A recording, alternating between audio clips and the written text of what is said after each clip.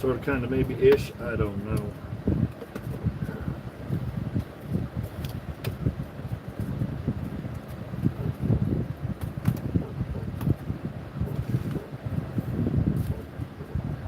Let's see if this thing is running yet. And it is. Hot dog.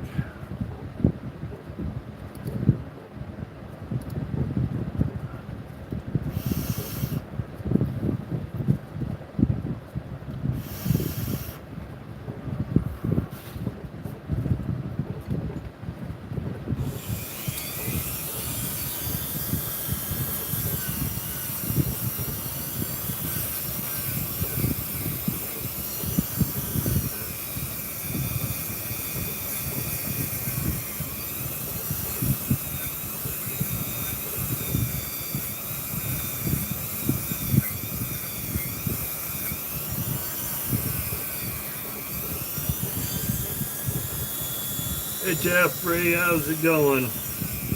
I almost didn't make it in time. I was struggling. Besides the fact we got the heat and all that beautiful crud in the air, but I did some, me and the boss went to an estate sale. Showed up a little late. Figured everything was going to be picked through and stripped out. Oh no, I brought a whole bunch of stuff back. She got a bunch of stuff. And we spent the day just wandering around doing this and that. By the time we got home, I was gonna start doing a video, but then I start the process because I'm looking, I don't know, 6 to 8 videos for everything I got. Gonna open a box. I picked up 5 toolboxes, 1 small box, and then just gonna go through the bits and pieces. Find the good stuff, the bad stuff, the junk stuff, you know. Of course, it doesn't help that it is 88 in the shop, and that's with the fan running on it. So it is what it is. It'll be all right. Hey, how's it going?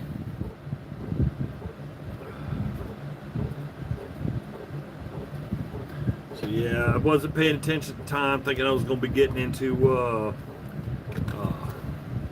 making videos on the new haul. And all of a sudden, I realized when the alarm was going off, it's like, yep, nope. I was like, I gotta get a video, get the live going. I forgot that I had put in that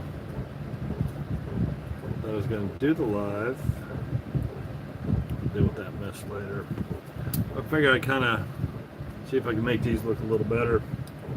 It'll be a little slow process, but gotta get the rusted crud off there. Hey Doug. Hey Jim. Hey Dancing. Good grief. Everybody's here. On a live that almost didn't happen because I wasn't paying attention.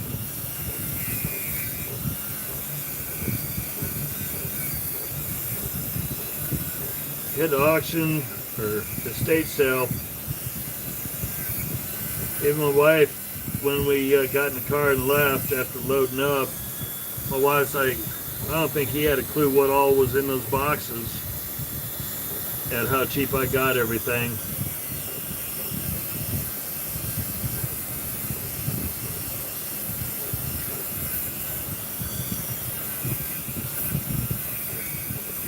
So got home, I was going to do some video on that, and then realized I had to do a live.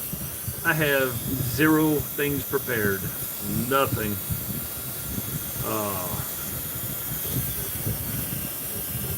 So right before I hit a live, I just reached down in the bucket of I got to clean up, and was like, well, let's just grab these for now. I've been wanting to tidy them up for a bit now. These things are good. No daylight in the jaws. So I figure the rust has got to go.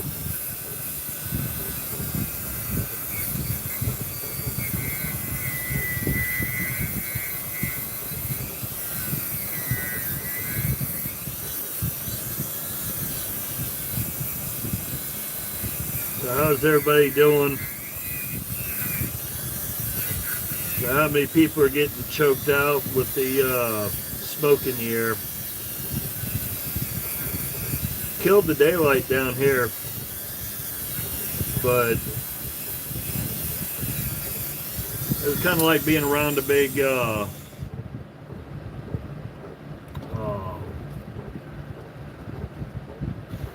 like being around a big heavy bonfire. You know, that's about the light smell you get, but the sky was blown out.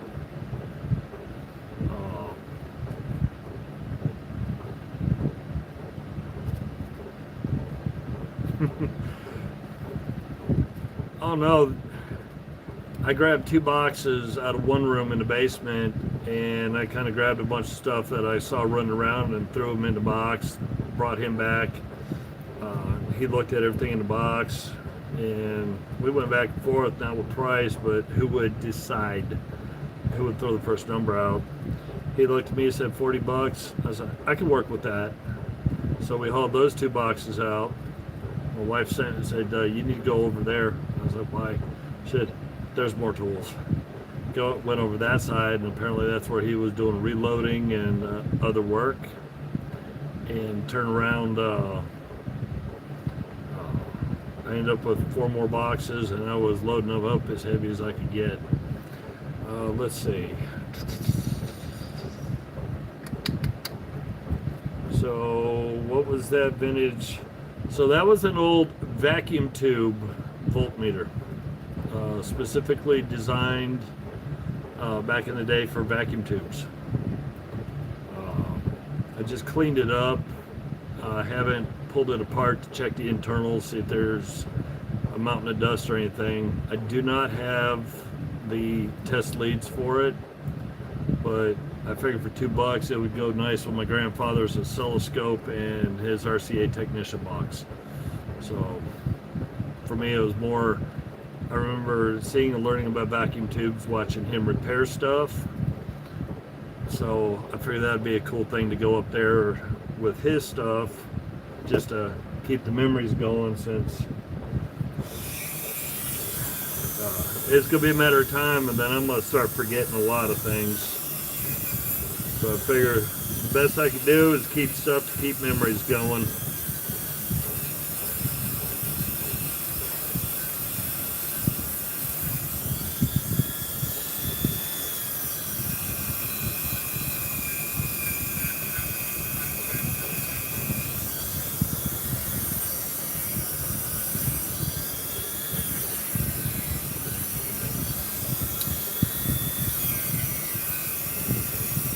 Of course, I'm gonna make this look good, but I'm also debating on whether I should do what I normally do with something of this era. I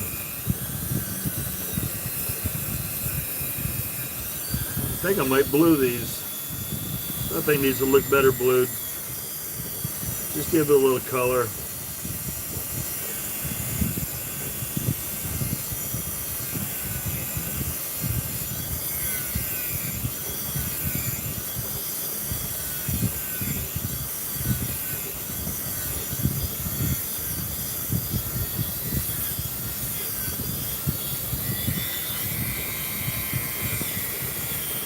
Oh, yeah, fair warning. If all of a sudden I kill the live quick, I'm on call. So,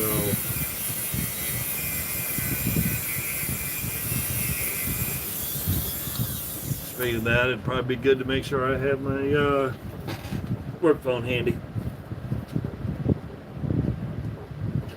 So that way if it rings, I can hear it and it's not in my pocket.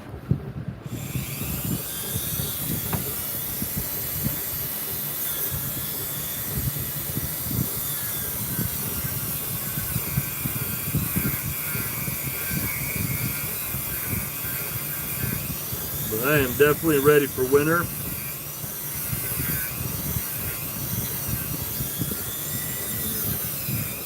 I am tired of waking up in the morning, walking outside, and start to sweat. If I wanted Florida or Louisiana weather, I would be living there.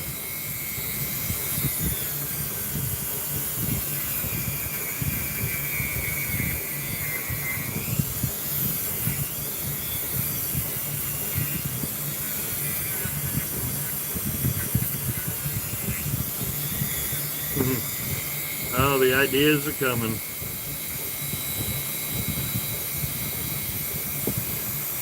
I don't know.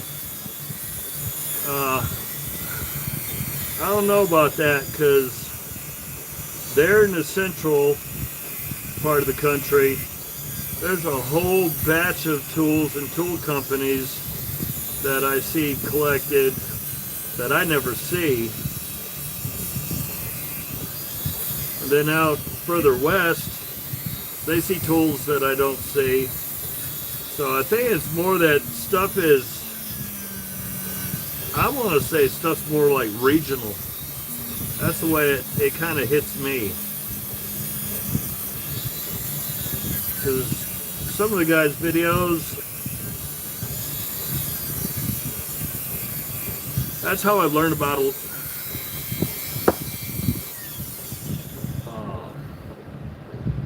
I think that's how I learn a lot, is because of watching everybody, not just across the country, but across the world. So I understand what they see, what they get, but then at the same time, that it allows me, if I do stumble into it, I don't pick it up, say, yeah, don't recognize it, toss it. I can pick it up, look at it, say, oh, I got to have this. This one, something that I don't see. Yeah, you got it worse, Jeffrey, for sure. I was for the last couple days been watching videos of the Mighty Mac just disappearing in the smoke.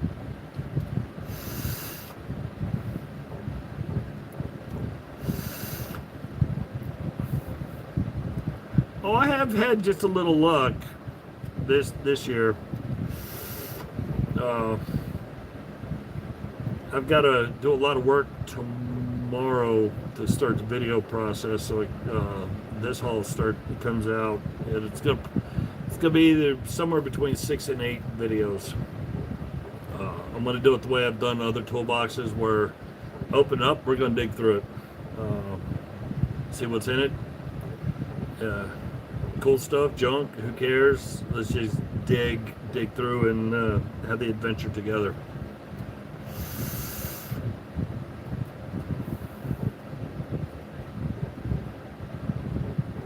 Oh yeah. Unfortunately down here, that's estate sales are that way, and we have a handful of yard sale people in this state. Yeah, we call it the eBay pricing. It's their wishful eBay. That's what I would like to get, but they're not going to sell it. We do randomly get people that actually sell to get rid of stuff. Like today, they were looking to sell it to move.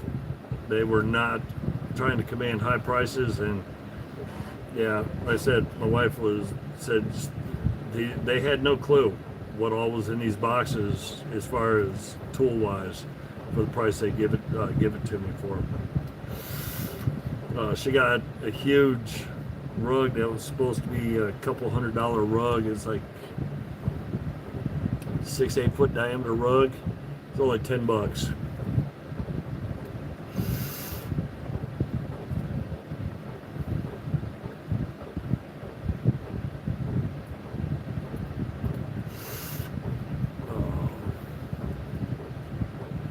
Yeah, we got yard sale people here that they're, I guess that's grime on my head.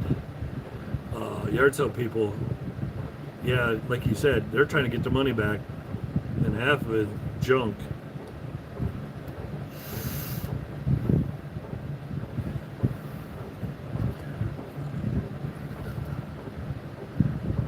Well, I know that happens down where Doug is, because every time he goes to anywhere, he's coming back with a mountain of tools. And to be honest, I think he just pays pennies. I think either that or they pay him to haul it back home, because he's always pulling stuff. I'm going, I never see that. And if I do, like today, a couple wrenches, off the rail dumb prices.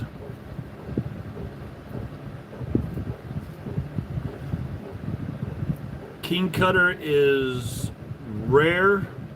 It is found randomly out here on the East Coast, but not often. But no Winchester.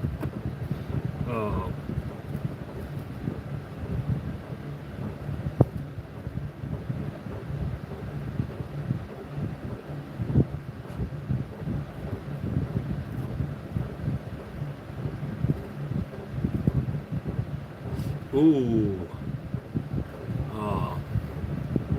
Yeah, I'm trying to watch my pennies and save some of my pennies, because I'm looking to get, I'm using a program for free right now, but it is a heavy resource hog, and it likes to hide copies and variations of copies of every video I do, and it puts them in a hidden folder, and I end up losing. I get to the point that all of a sudden I get a pop-up. I try to go to a website and it says there's not enough memory in the computer to use a browser. I have to go digging through, locate the hidden file folder, and purge it, because it will, within 2 months, it'll eat up 300 gig. And I'm not happy with that.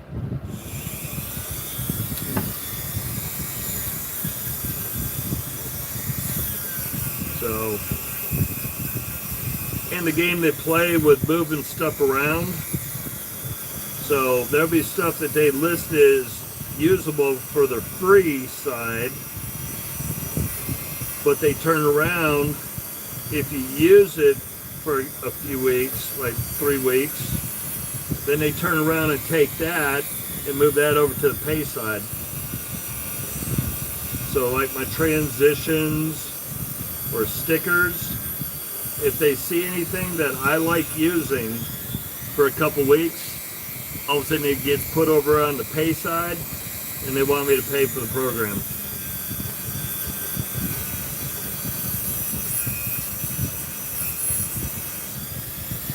But I'm looking to save up the money. I'm just going to flat pay and get DaVinci Resolve, and then start using that.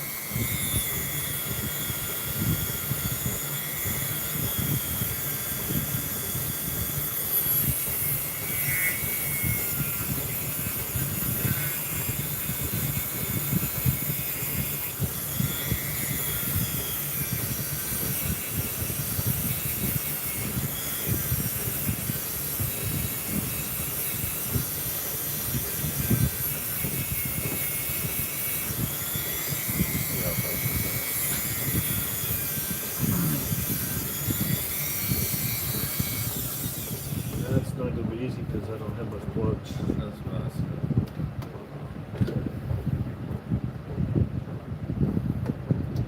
Is it powered? Yeah, sure. Okay.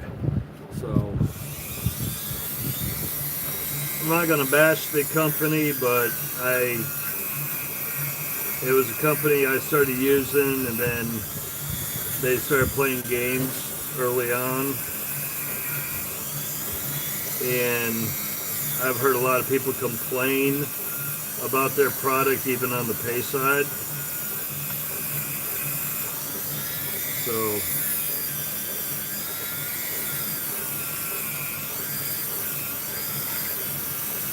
but I'm sure everybody's going to complain about. Hey, nope. Get over here. Oh, you little bugger. I hope I didn't squish you. One of my shop spiders was running around. Thank you. Yeah, I did. I don't know if the back's visible, but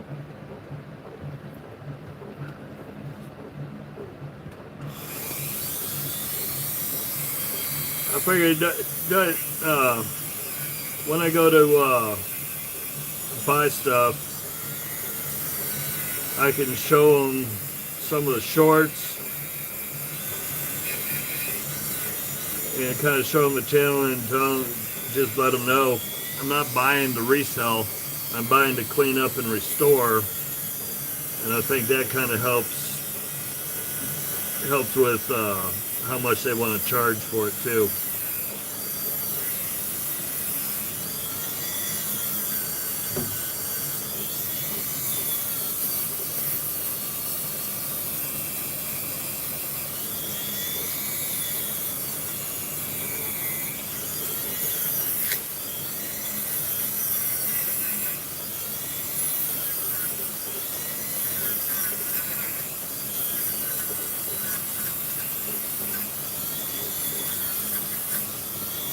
Yeah, my plan was not to be trying to do an estate sale video or even yard sale video. I plan on working on that big 3/4 drive proto Los Angeles, but all this kind of fell in my lap, and I was like, oh, nope, I'm gonna run with this.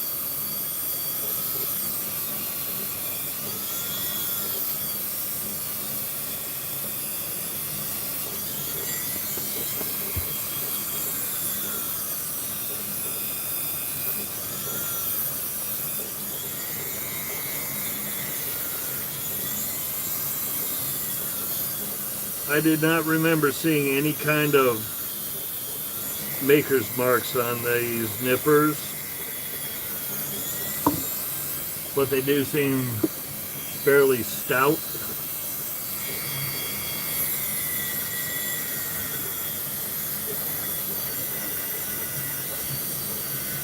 So I think once they're cleaned up and I deal with them, these will make good users.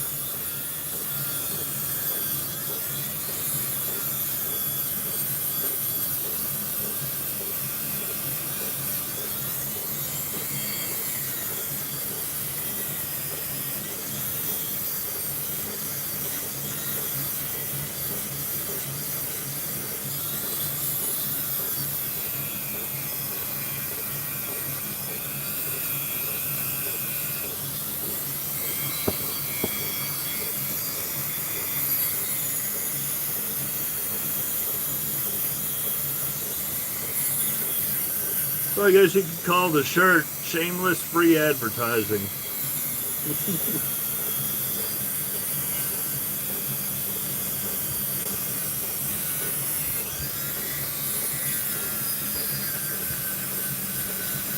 Because some people ask what the shirt's about.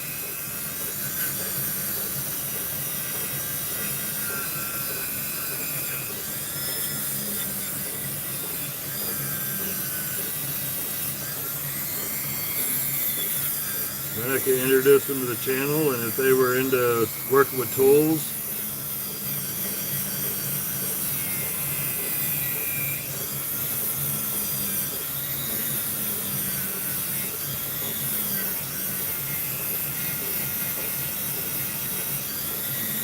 now due to restraints, because we did not have the truck with us,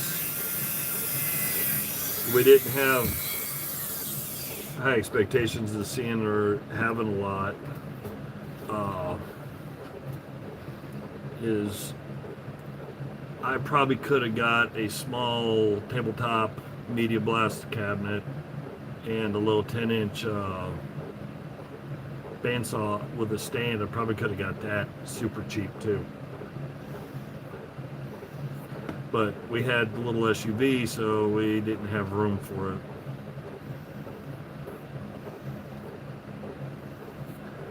Oh, I'll tell you what, I'm going to have to tear this open, get the dust, debris, and dirt and crud out of it, clean it up. May have to check the brushes. But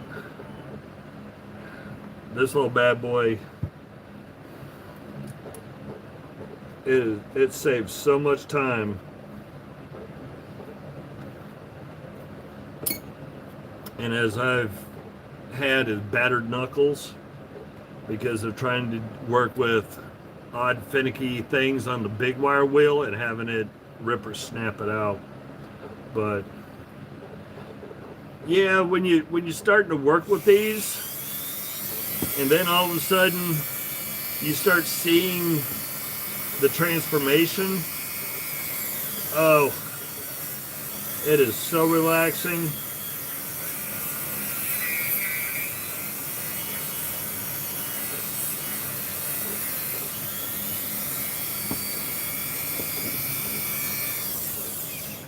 There is no doubt. So right now we got one side I haven't touched, the other side I'm starting to work on. Get the rusted crud off it. Yeah, I think these should get a little light bluing, give them a little color contrast. I'm gonna have to replace the bit.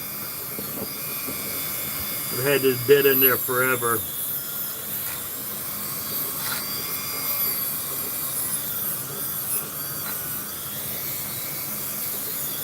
But if anybody orders these off of Amazon, pay attention to the orientation. They are directional.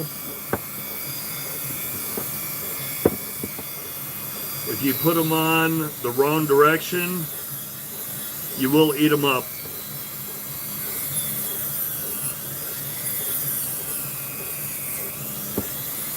And then all of a sudden you start working on a project, next thing you know is it just goes right through it.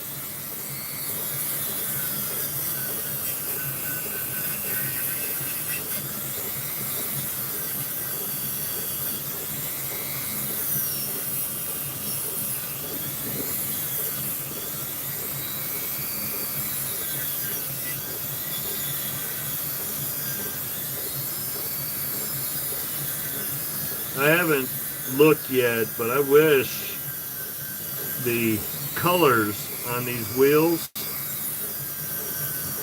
I wish there was a way to just order specific colors instead of just the kit.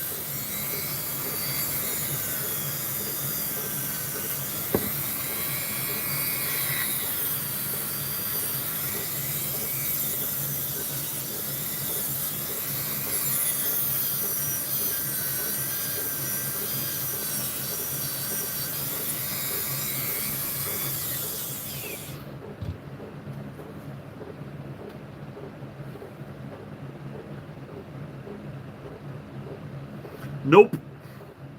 Because if it wasn't for this Dremel, half of my projects would look horrible. Because you ain't getting a big wire wheel up in there, not without it tumbling and breaking your fingers up.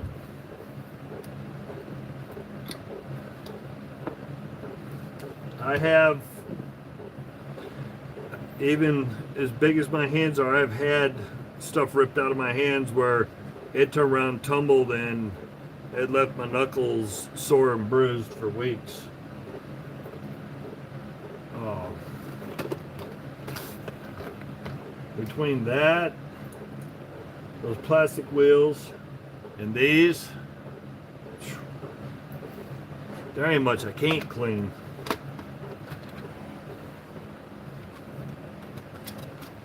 But yeah, these are the, I use the dark green and the blue the most. I wish there was a way to order them without piling up the rest. I do use these for finesse work, but not super finesse. Paint, yes. Japanning, yes. As long as it doesn't have a bunch of nooks and crannies in it, then I hit it with the big 8-inch brass wheel up on the buffer.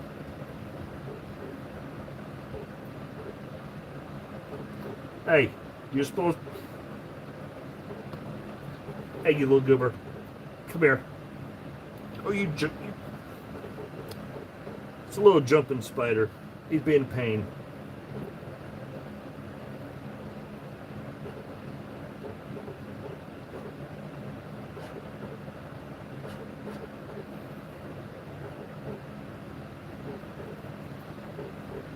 And now I've done what I wasn't supposed to do, and as I got sidetracked because my little spider was here.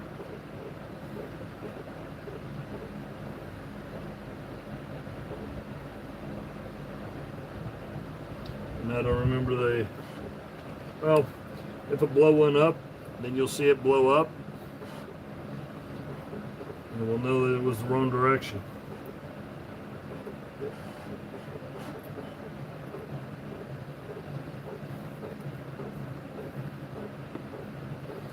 It's going that way. Well, let's see what it does.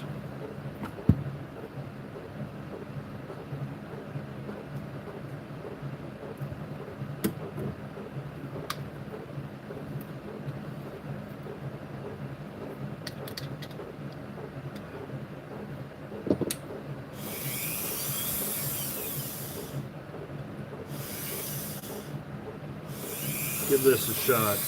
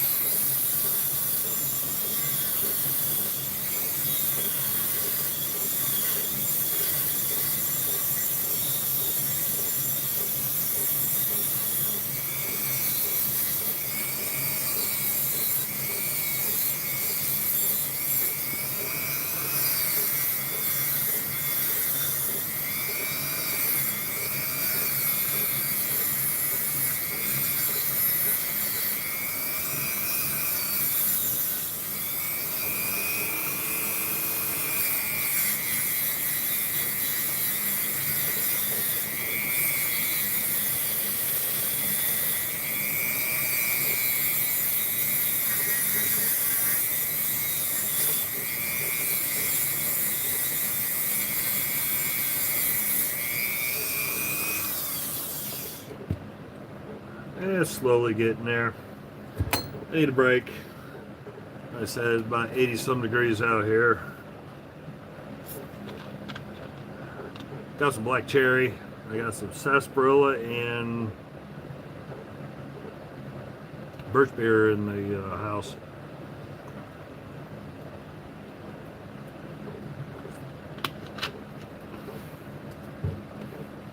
We stopped at a little farmer's market, picked up a bushel of Silver Queen. They're good size. Most of them are probably that long. Considering how dry it's been, I was surprised at the size of the cobs.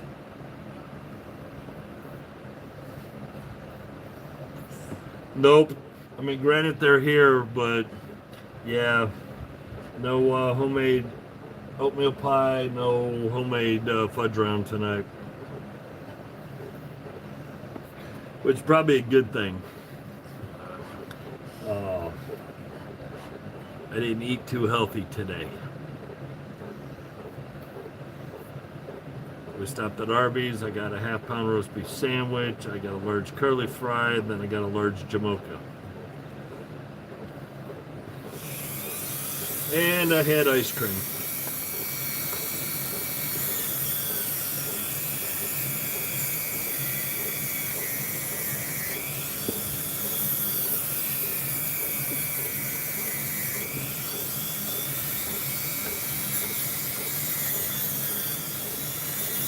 I did try to stay away from candy today, so I'll chalk that as the win.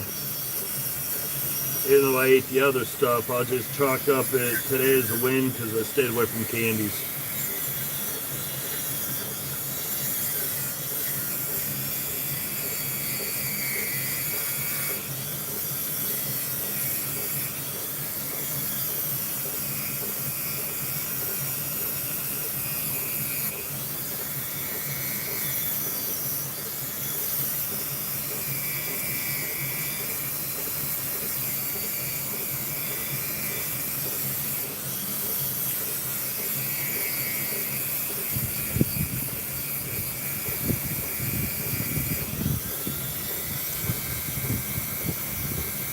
Did it start cooling down, or was it just a shift in the wind? I had a cool. Huh? Rain later, I don't know about rain.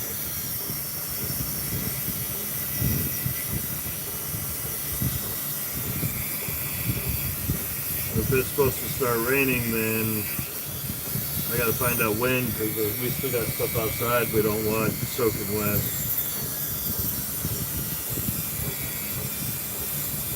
But if it rains, that'll help.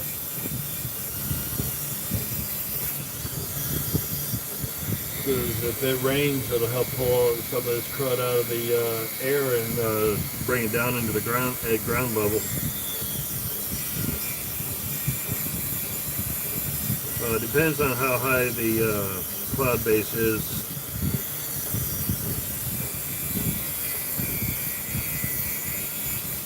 We started today with a 2,000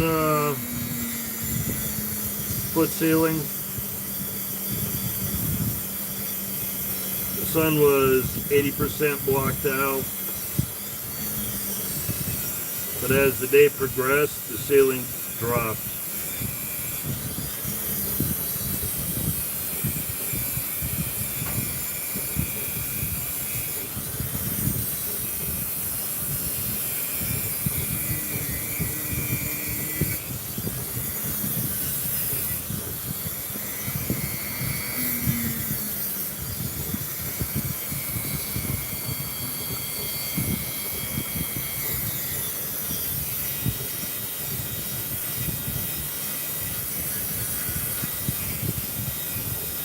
Some areas you can see the smoke right at treetop level, and some just almost at ground level in some areas. The good thing is it's not as bad down here, but still.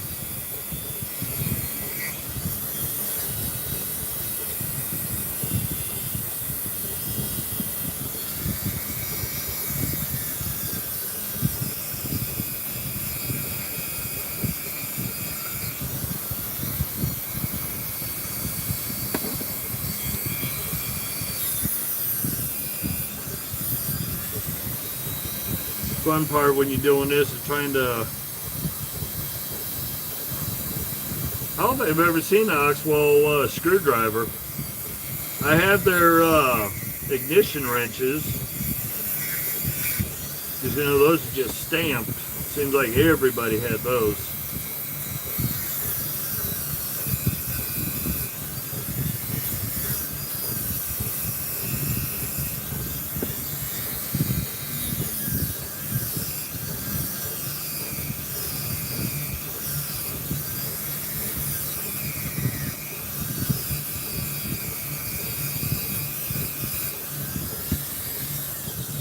Whew, gotta let that cool down.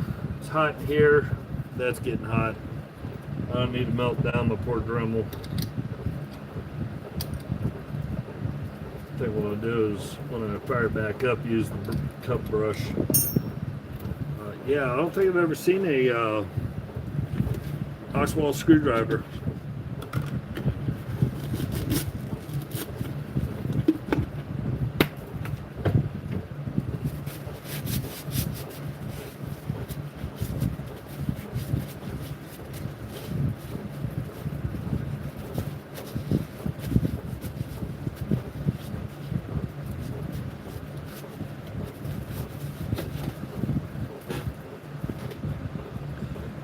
have a small container of their, just quick stamped ignition wrenches. Seemed like every toolbox or every auction lot I had any kind of wrenches in, always had a bunch of them at the bottom. So you can see if I had one that was close by, because I used to get a bunch of them, but nope. I gotta have them in a pile somewhere.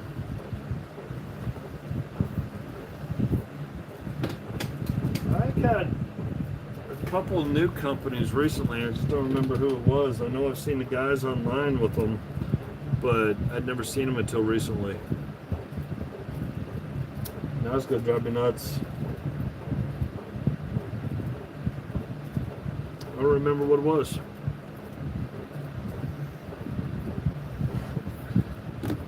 I'll probably wake up 3 o'clock in the morning and remember what it was.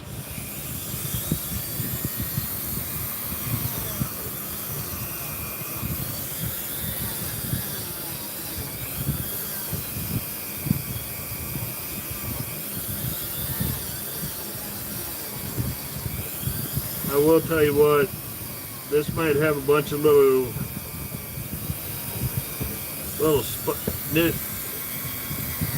spots that are pain in the butt to get to, but still easier than cleaning up a horseshoe.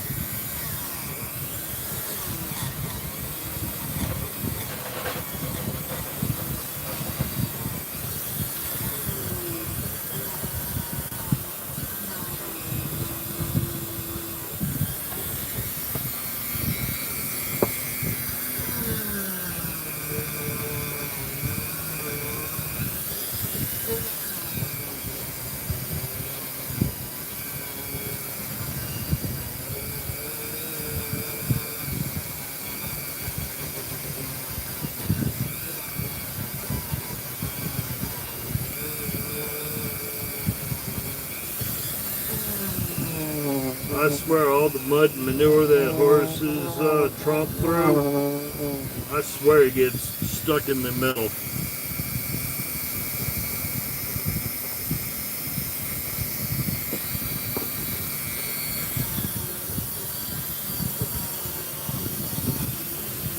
I'm kind of immune to odors. Very few odors actually bother me. Most of them, it does. I don't even think about it. Don't even notice it. But I know some people, some odors, they're just kind of hypersensitive to.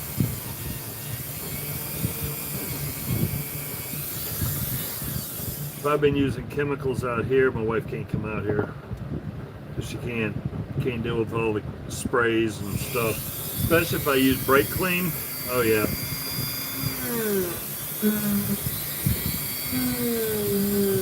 I use brake clean, even 2 hours later she can still smell it.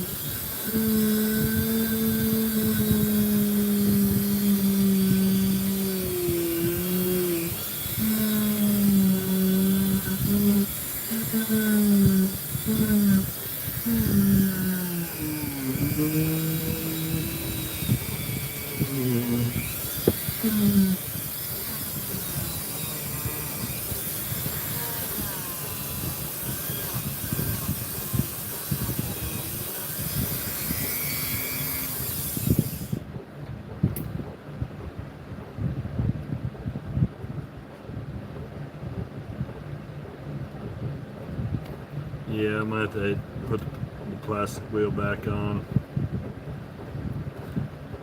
Wire gets the big chunks off, but doesn't get it good enough.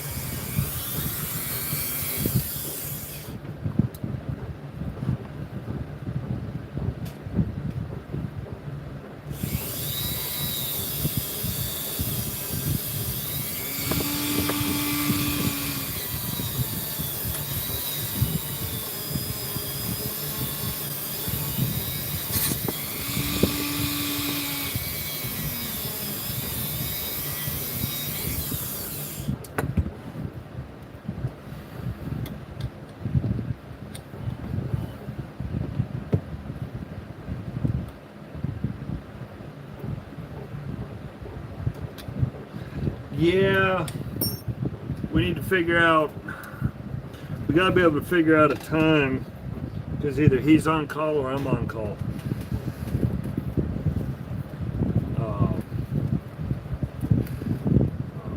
I know, I think he's got more on call over the next couple months. But yeah, we'll have to try to figure that out. If I can figure out a program that doesn't cost money, because that will allow 3 or 4 people, and then right now YouTube only allows a duo, but it'd be nice if we could get 3 or 4 and have a nice little box. That would be cool. I know there's programs out there, but most of what I've seen, in order to do it and have it functional the way I'd like it, it's got a monthly fee for it.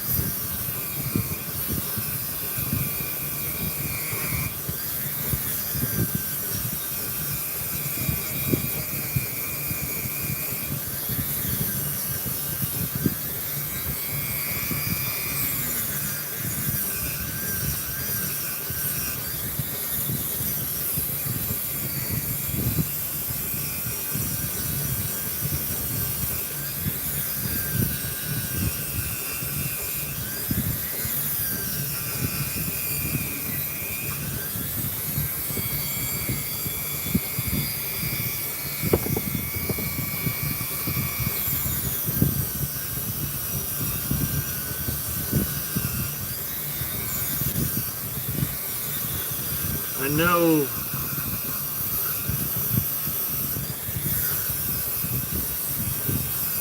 know hopefully in the next few weeks that I wanted to, I'll have one probably 3 p.m. on a Saturday maybe, and it'll be another one with Daniel,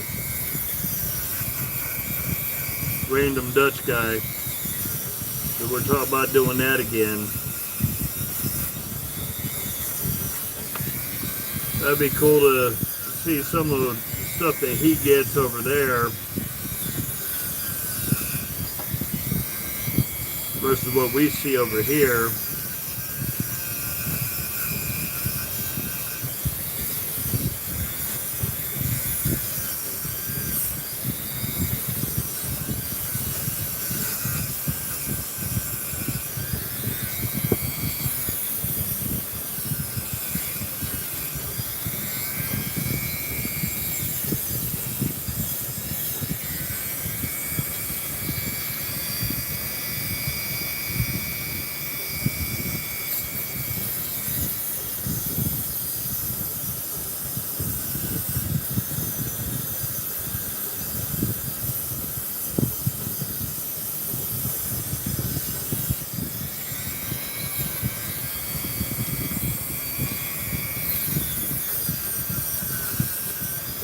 most obvious thing I didn't do.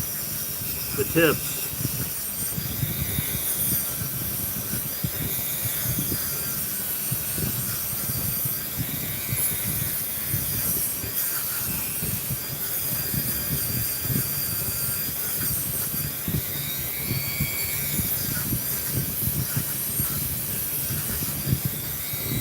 At least I realize it now, not after I thought I was done.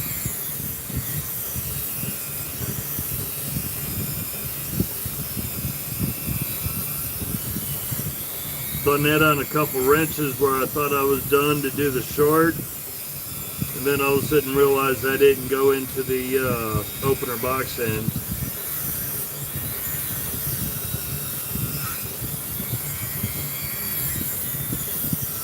I had one short. I did something. I don't remember what tool I was working on one of my shorts. And after I saw the short the next day, I realized what I completely skipped over.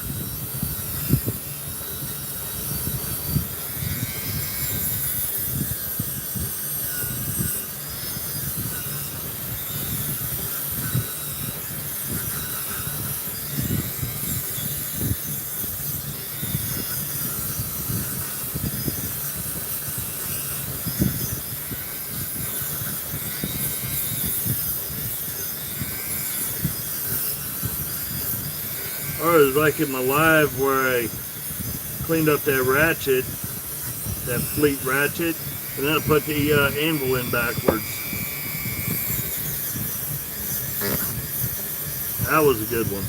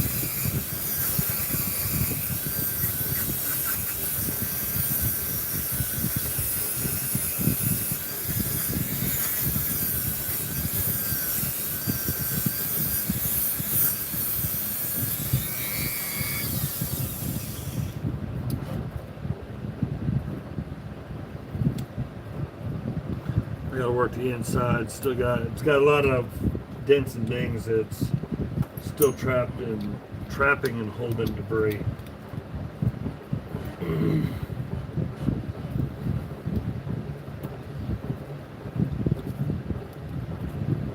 The asterisks, I know it's the wrong wrench, but the one that has the asterisk right up in about here,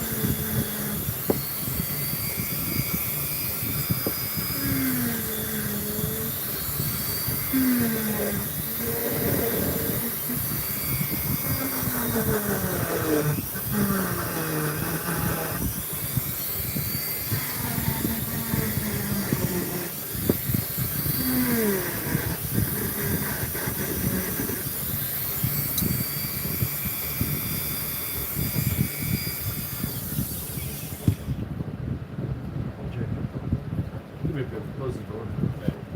Hopefully it closes. With the door open, the lights on, there's a whole lot of things flying around in here.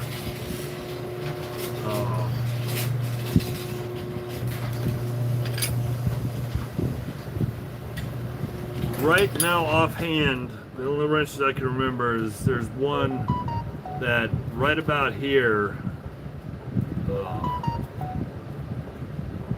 that had an asterisk on the wrenches. Square extension sockets.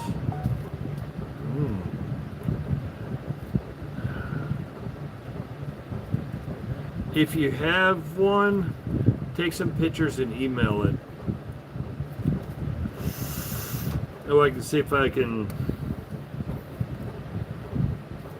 I have one where I remember what it was, or I could probably figure out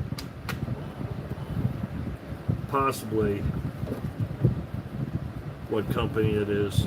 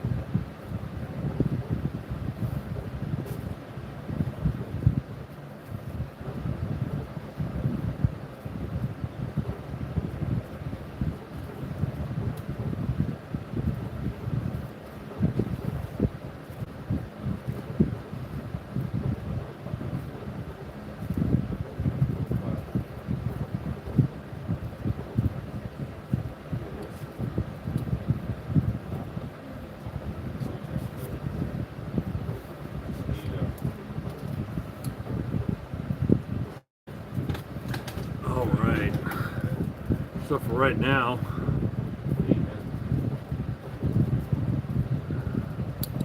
I don't like that. I got crud up in there.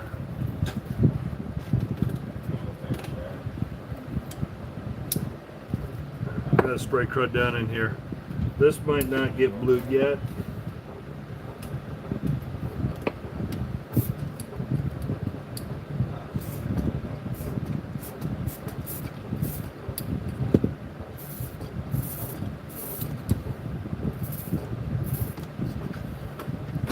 There's rust done in the hinge part.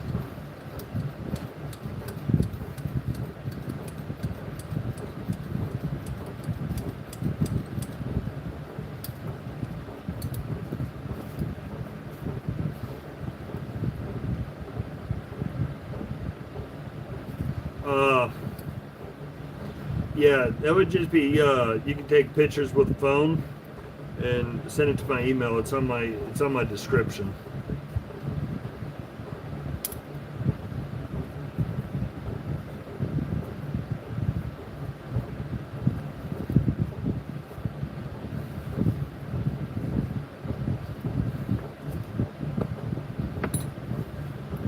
It's funny because I gotta think about it now. Which would be Bigfoot's Cave 2022 at Gmail.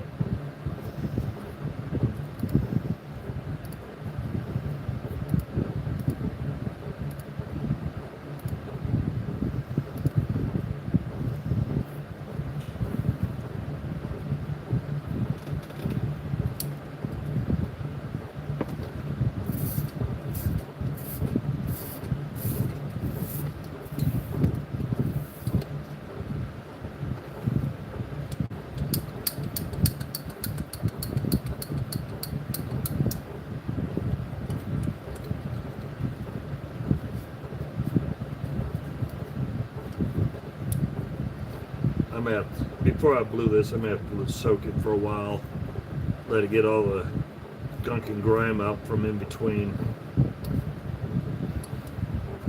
That looking like tea,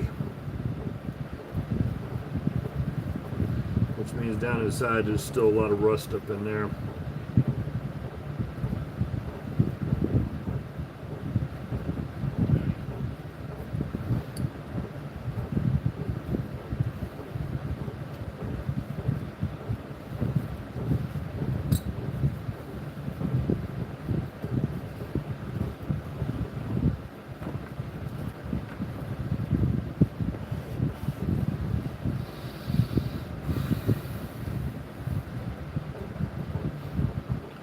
Need a sift.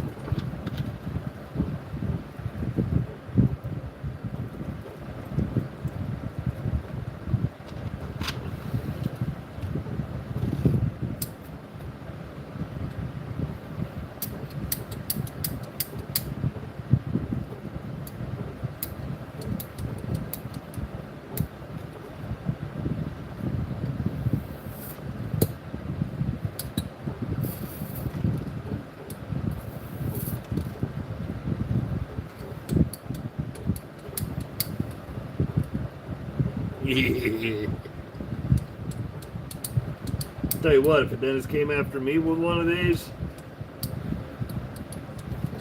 he'd probably need some work on his own teeth.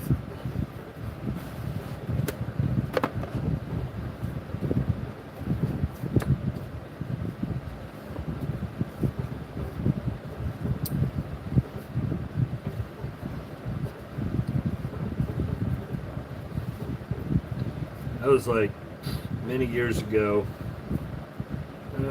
probably 20, 25 years ago, back when you used to watch it's either Discovery or Learning Channel, where they used to show operations.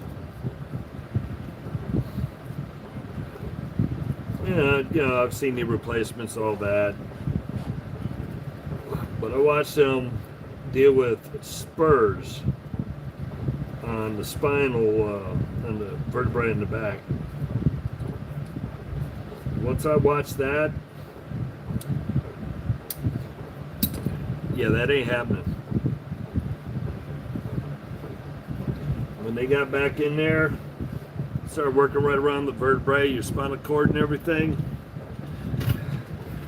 I watched them pull out a 6-inch pair of linesman's pliers, and they used the cutter end, and that's what they were using to attack the spurs that were on that vertebrae. I was like, nope, never. Because using 9-inch linesman's pliers all day, every day, I know what happens when you oops with that. That's on the outside of me. You're not going to have one of those pinch grabs or oopses that close to my back. That ain't happening.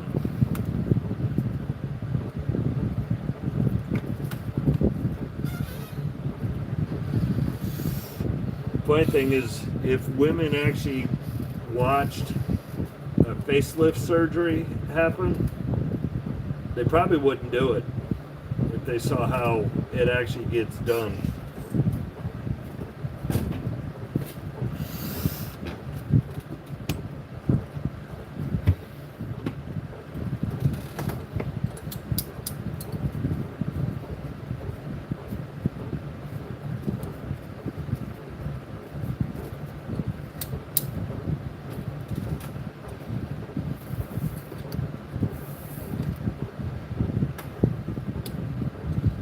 Let it sit and soak.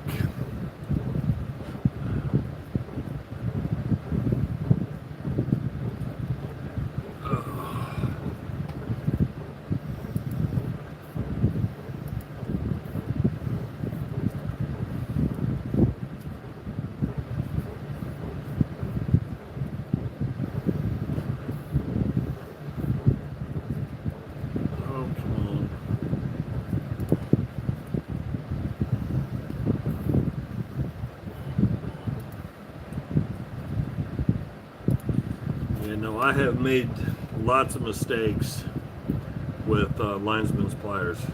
Just get too close to something and having it grab a hold. So, if it's tools I use, ain't no doctor gonna be anywhere near me.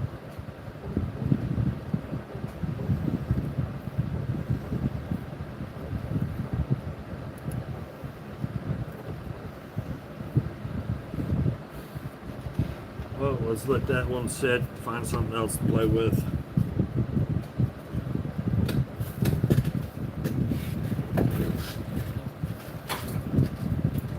What? This one I wanted.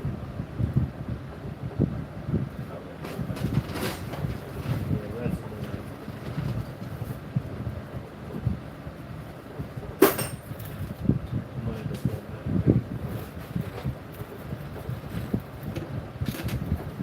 so we going for a trip. Let's see what I can do with this little guy. See if I can make this one look a little better. So we got to go that way. Oh.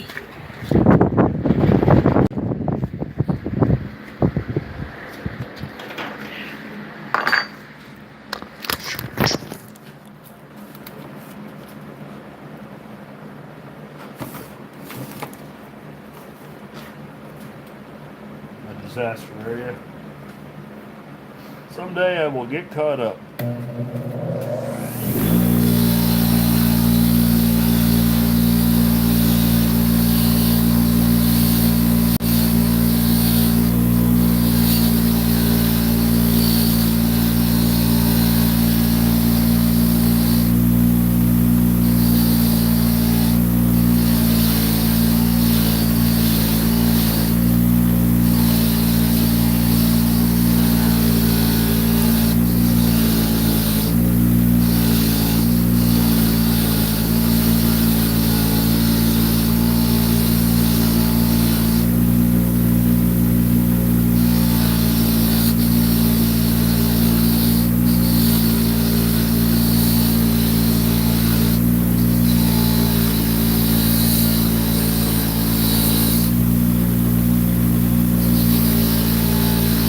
This one was sitting in a puddle of water.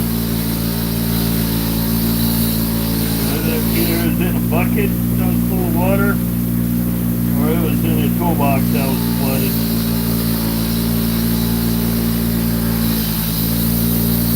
And one side's worse than the other.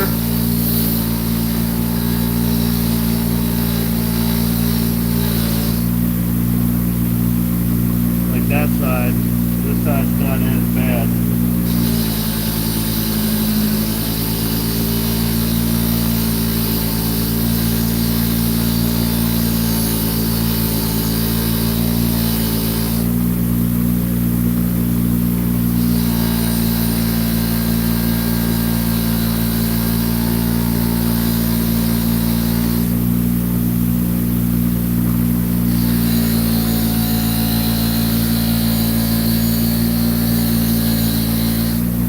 Impressed with this Norton wheel, because it's been constantly throwing small bits off everywhere.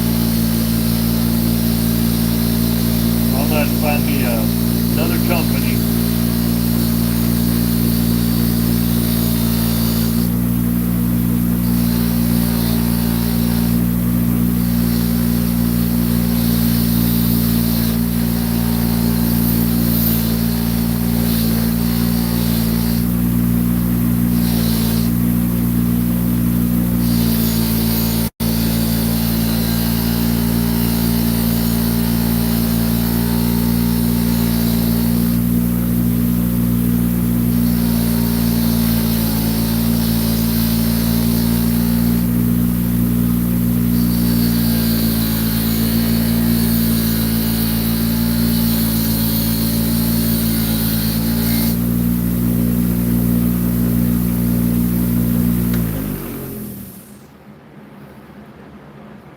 Starting to look better. It's Billings, Butaloy.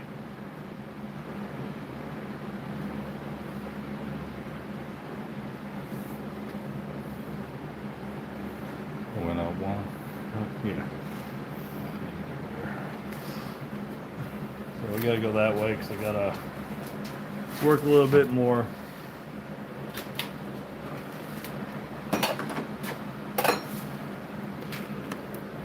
I have no idea if this is even close or not.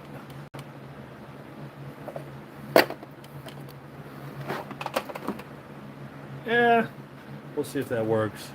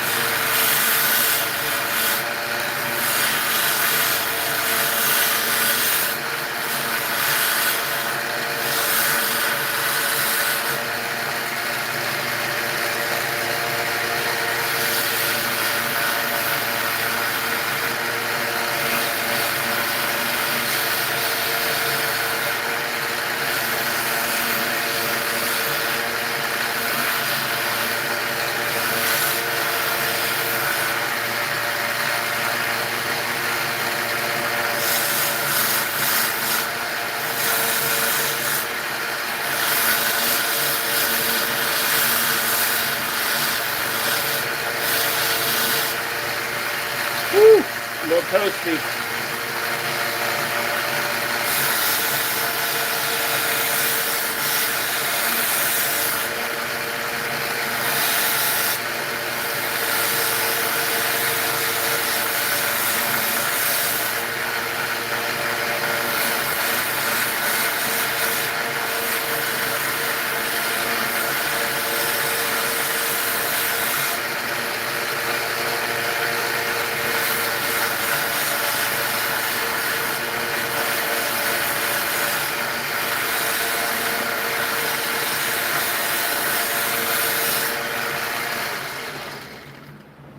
Definitely looking better.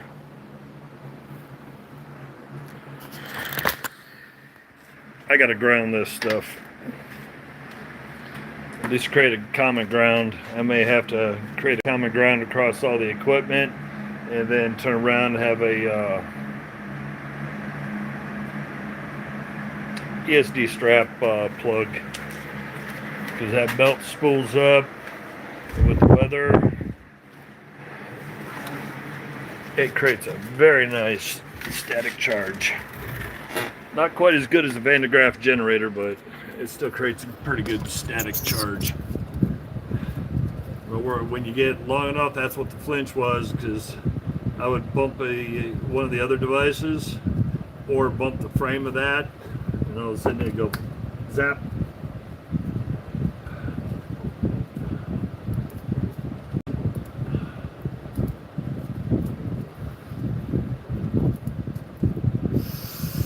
So let's see what I missed since I've done that.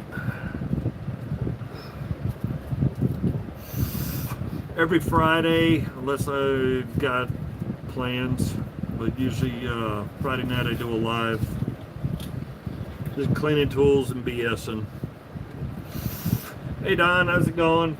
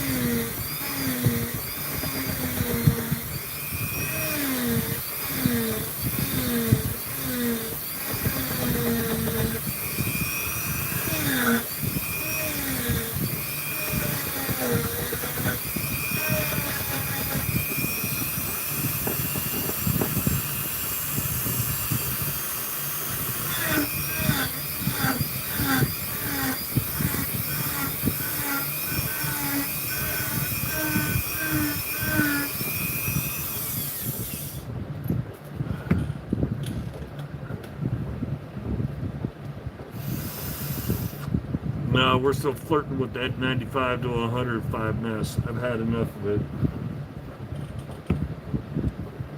I don't even want to know what August and September are going to be like.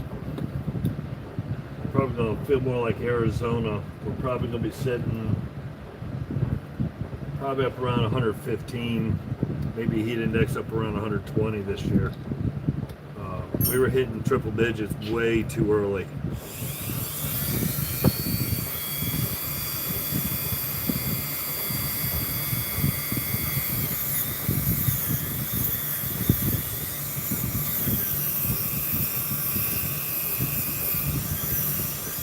Oh, let me get my squirrels back. Sorry, Jim. Yeah, the older tools clean up so much easier than today's mess.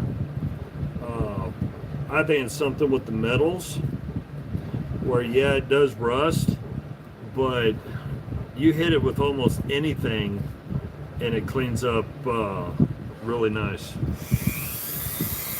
I found that the older the wrench, the easier it is to bring back and make look good again.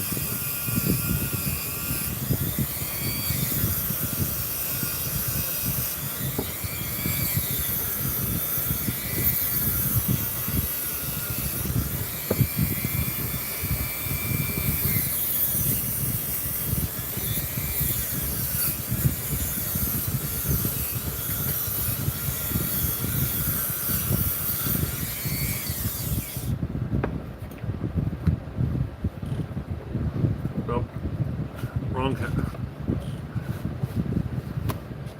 I like mixing up chemicals.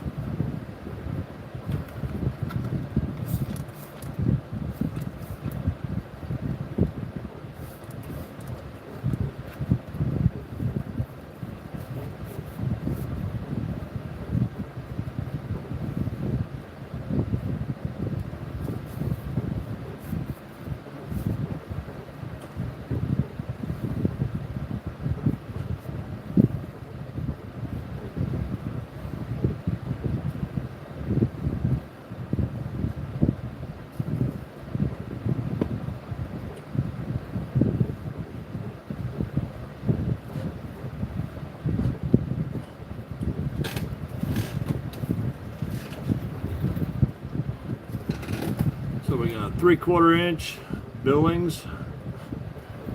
Wait, trying to remember because this stupid thing's inverted. So one of those is going to be correct.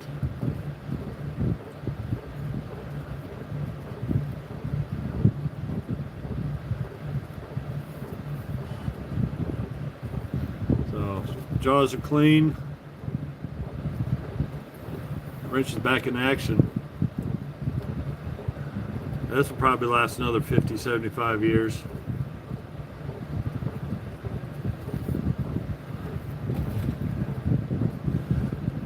These are the ones that I get super cheap because I can identify a couple of the marks, or like 1166 stamping on it. As soon as that was about the only thing that was really quick grab and visible, so I knew, I was pretty sure it was Billings.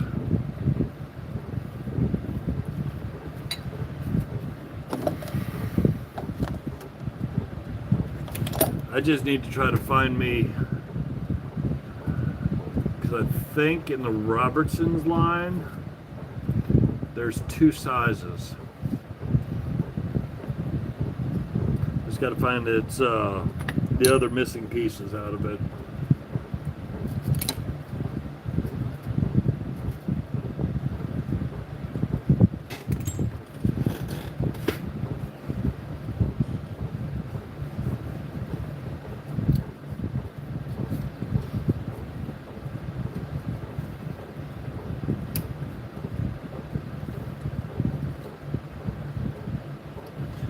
These are definitely looking better. I just need to let them soak some more, then I'll clean them and blue them at another time.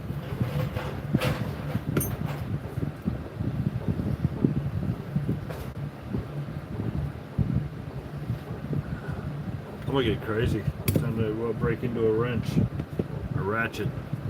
on something.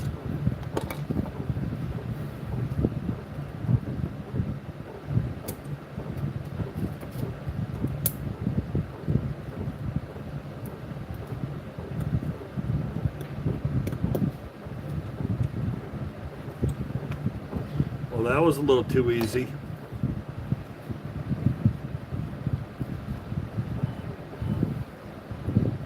Internals on that aren't bad.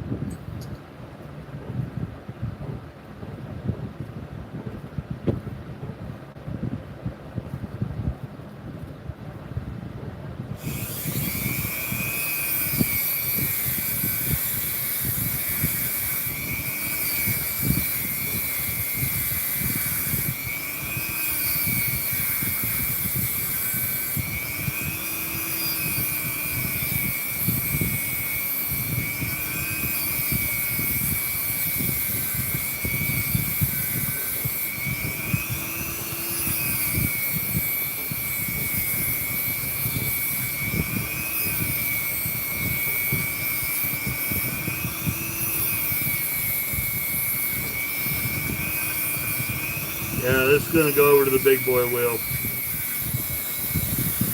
He's on the top side. Got some blown up chrome on it. Chrome up the top blown up, so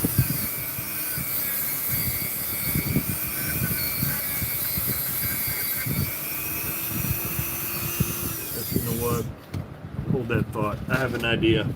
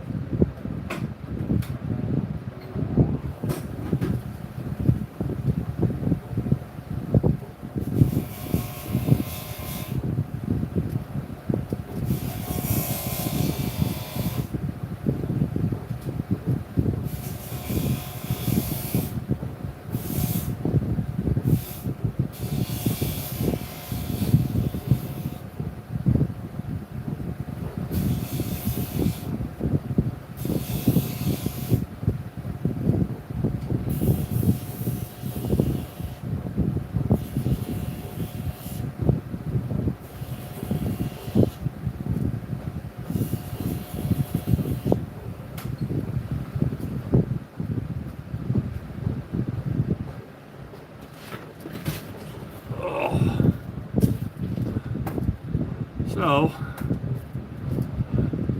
that blown up chrome looks better.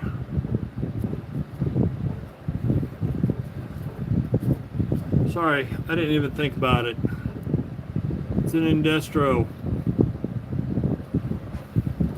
It's an Indestro Super number 2775.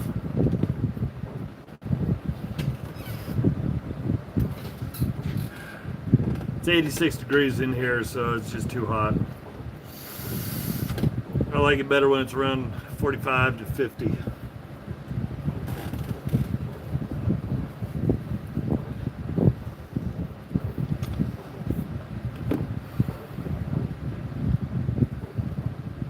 Yeah, so I've got on a variable speed,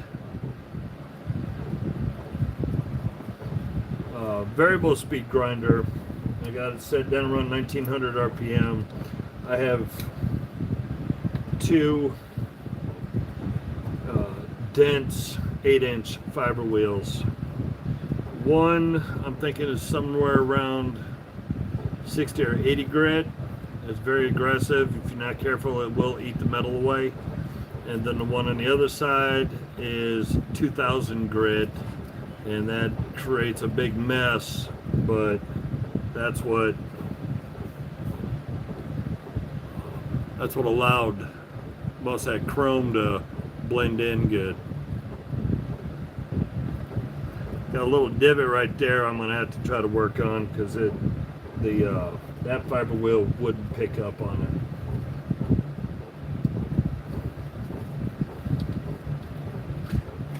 it. Either that or I need to cheat and I need to go back to that wheel, use the good old razor blade and level out the fiber wheel. So I'm sure I've used it enough that I've probably got wear spots in it and some waves in it. So it's probably more likely my fault and why it didn't high polish the divot in the center.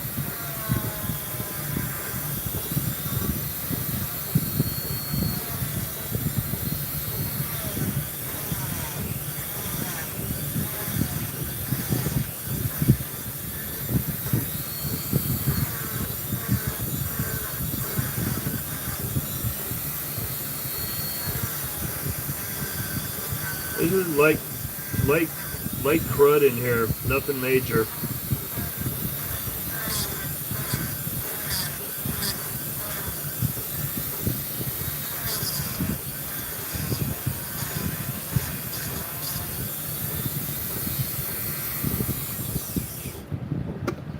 Now, fun part.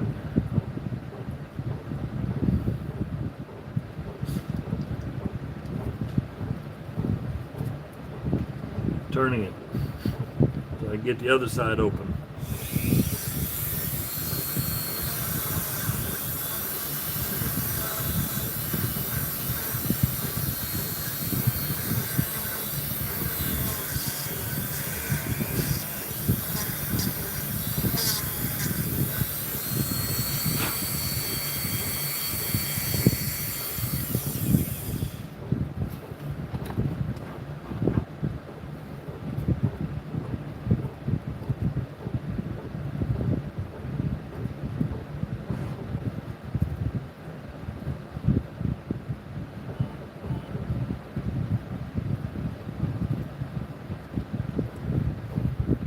I got this spun around too much.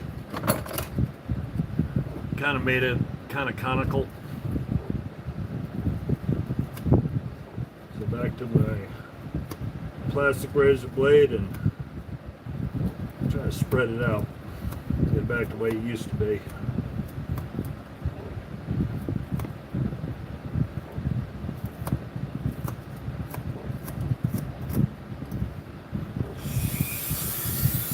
Said the inside looks good.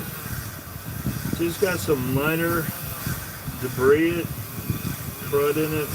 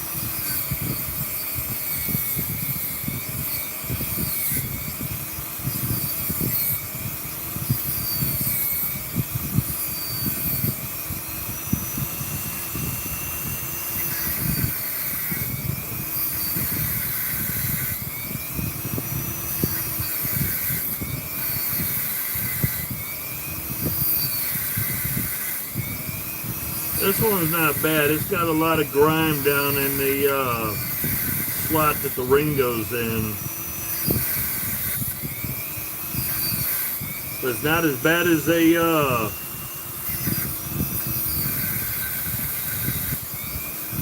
as bad as what I usually find.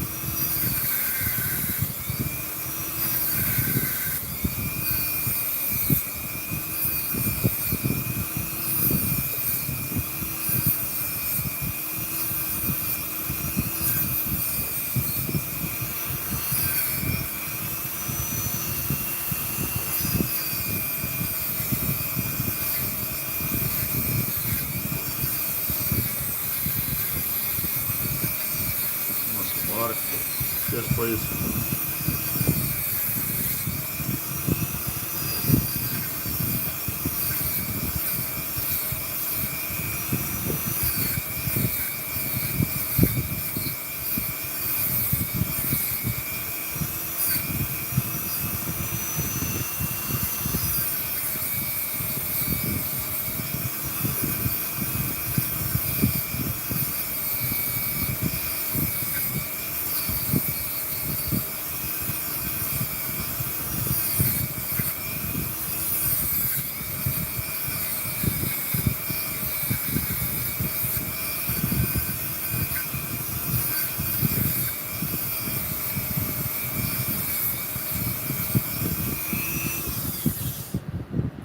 Hey, how's it going?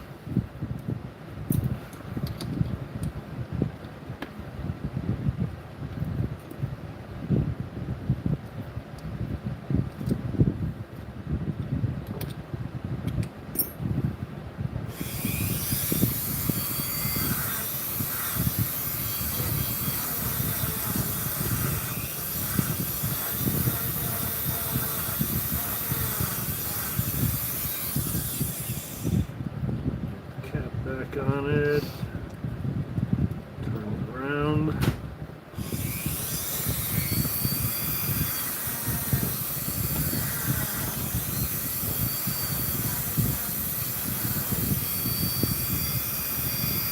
Yeah, I was afraid for a second. I thought I pushed it too hard. Thank you.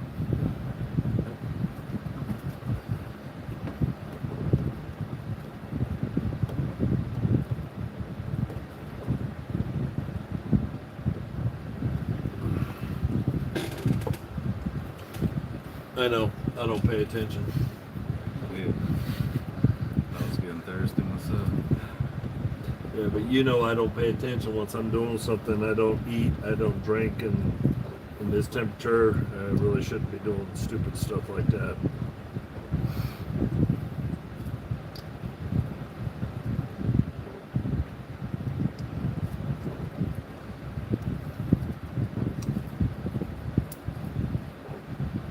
Okay, the ball beat tent's clean.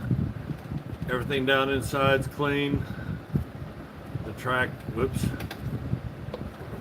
The track for the ring is clean. All down in there where the pole bounces back and forth, that's tidy and clean. I gotta figure a way to kind of blend right here between the ball beat tent and this edge. Blend that chrome that's starting to get a little chipped up.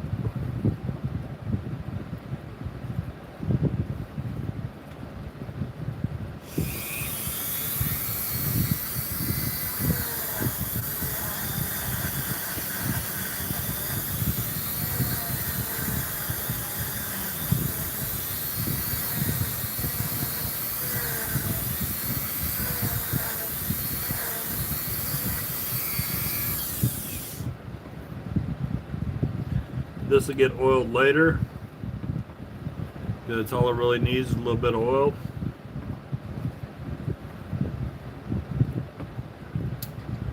Now we got the button cap that's a little grody.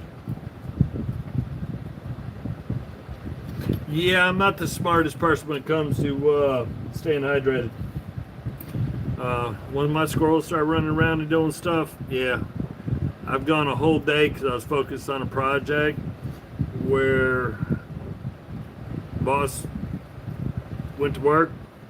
I got out here doing stuff.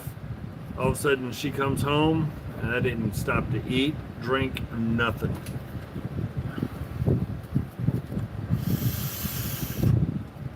Actually, that's a good question. I don't know what did with it.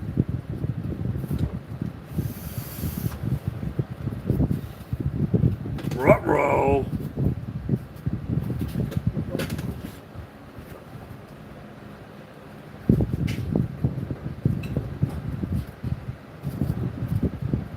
Ah, there it is.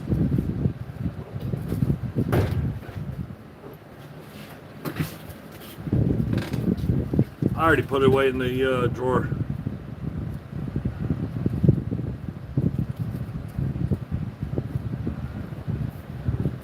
haven't been able to use it yet, but it's ready to go again.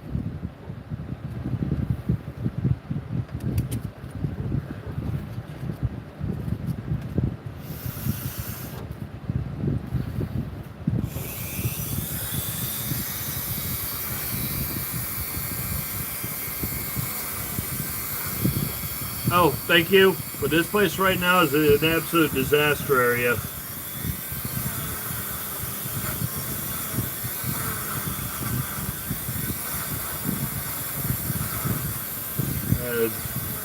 Quite a few projects going on. Then work, summer, and everything else started hitting me.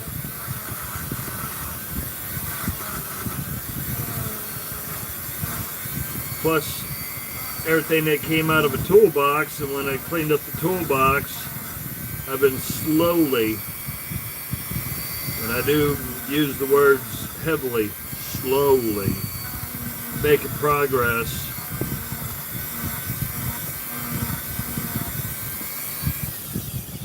I'm trying to hoe out this place. I definitely need my table back because the silicone mat goes off the screen, but I've only got this little tiny postage stamp to work in right now.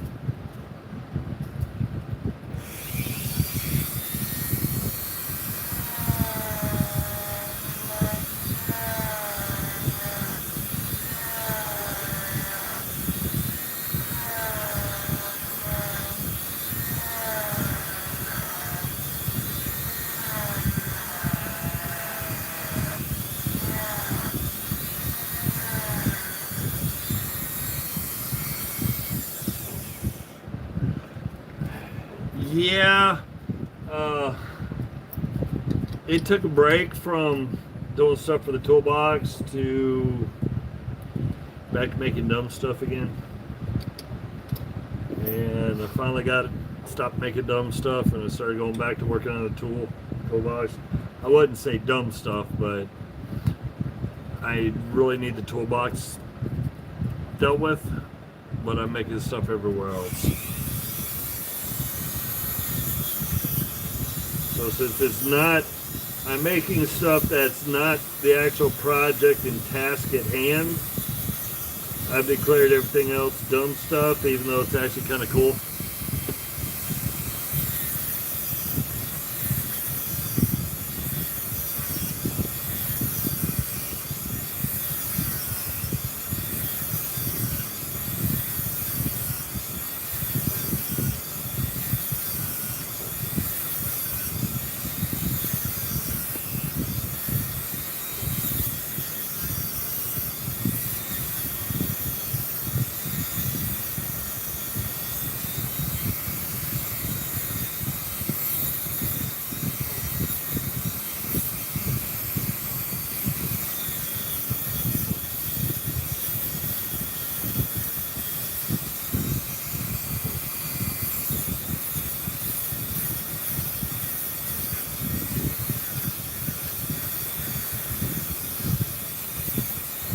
You know, this thing gets hot when it hits your fingers.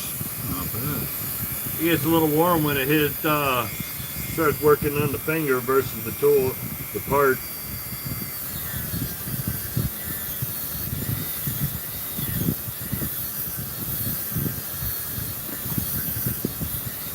One more reason to pay attention where your fingers are when you work with tools.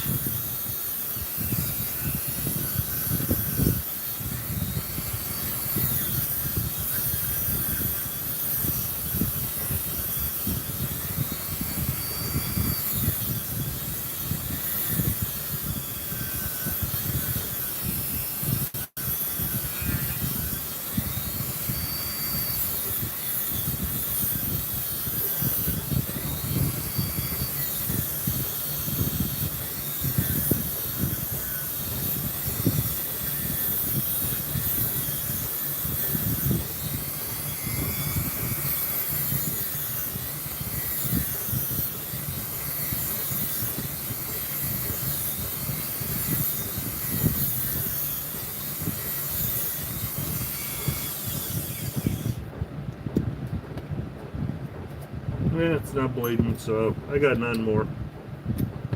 Hang on. Yep, 9 more. Make sure I still had them.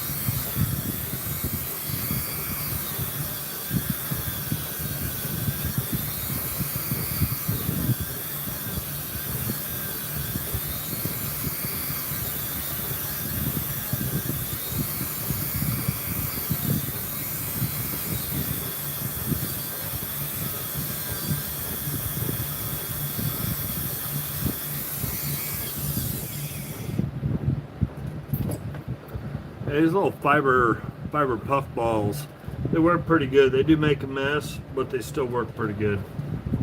Assorted grits, another one of those Amazon things.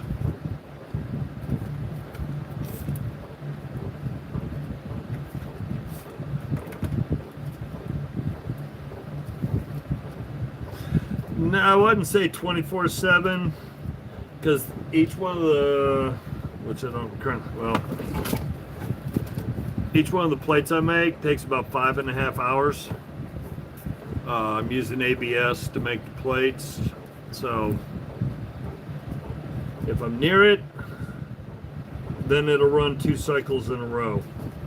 But for the most part, no, it'll run, so like right now it'll run probably, let's come over here, another 40 minutes. And because it's running 40 minutes, then I'll give it another 15-20 after that to cool down. Pop the plate up, then I'll fire it back up. But, so that would put it, basically call it 11 o'clock, I'll fire it back up. So about 4:30 in the morning, it'll stop the current plate because it completes it, and whenever I get up and get out here, I'll remove that, so it has downtime. So the selector is now tidy, and the selector now looks better for sure.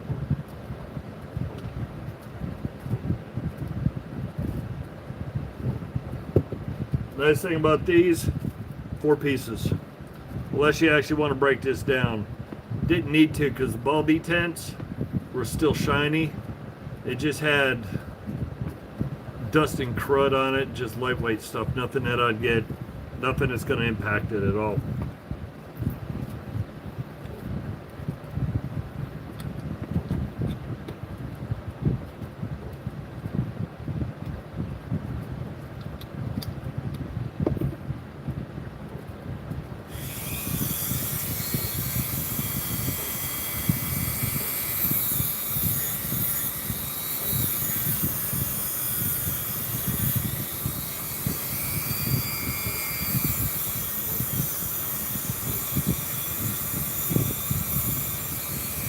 Yeah, this thing may or may not have ever been taken apart in its life. And the reason I say that is the debris here in the ring, it's eaten into the ring. So it's just been sitting in there grinding away.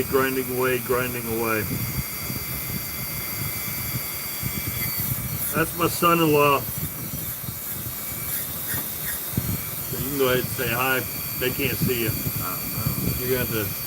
I forgot I changed the logo. How y'all doing?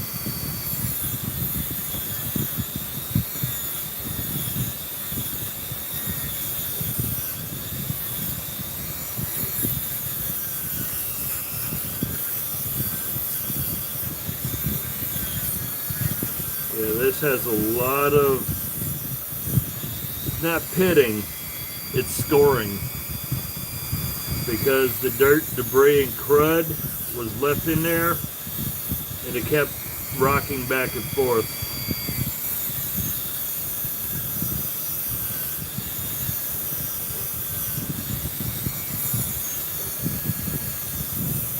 And this drives me nuts. How much did that person spend on this back then? And all they're doing is creating a lot of unnecessary friction, wear and tear with debris. It's acting like sandpaper.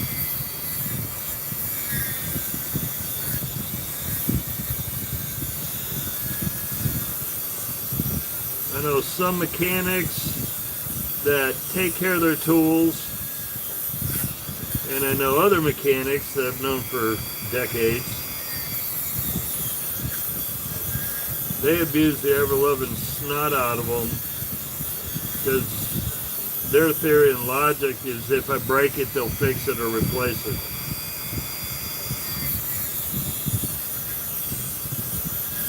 But if you're going to step foot on that tool truck and you're going to put that kind of money down, I'd be taking care of it.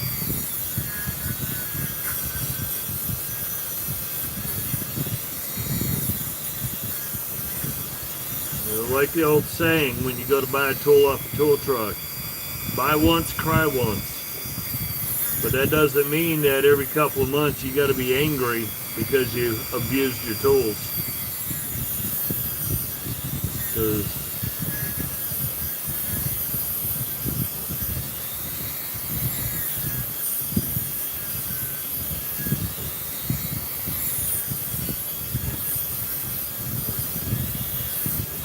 these rings are harder and harder to find.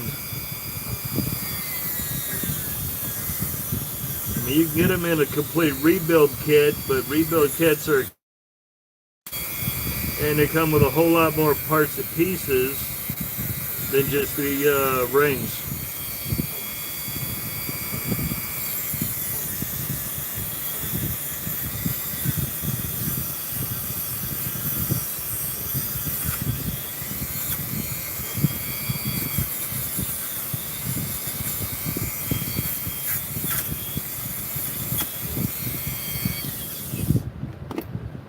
The reason why I say that is I have this old Napa USA NB45 and I need the ring for it. All I need to do is get that ring, and once I do, it'll be good. Have a good one, Don. No, yeah, a lot of people don't understand. You know, they're probably the ones that go and buy the Hyper Tough and think they're the greatest tools on the planet, but if something breaks, they either get mad or they throw it away and go buy another one. Why not get something that's going to last, and if you take care of it, it's really going to last. So that ring's tidy, it's clean, but I really want to try to find a kit that has an assortment of these rings in them. If I can do that, I've got a couple ratchets I can actually get back in service and get them working again. Oh, yeah, between that or the 10 and 12 inch versions of these where people turn them around or linesman's pliers. I see guys doing it all the time with the linesman's pliers that they turn around and just use the side of it and beat the snot out of it.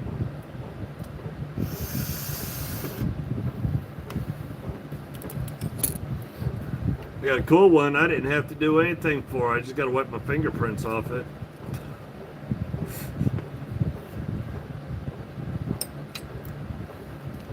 Hopefully later this year I'll get the other box so some of these tools will have a proper home for them.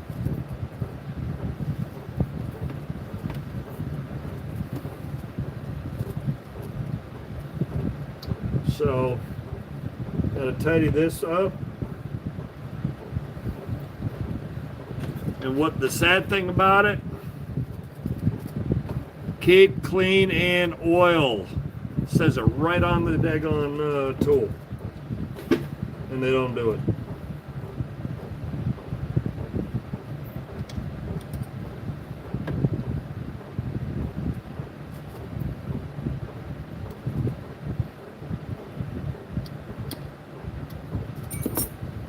Now, theoretically, in the next few videos, from what I acquired today, they're not going to get cleaned, but we should have a good handful of vintage USA tools that will be cleaned in future videos or shorts.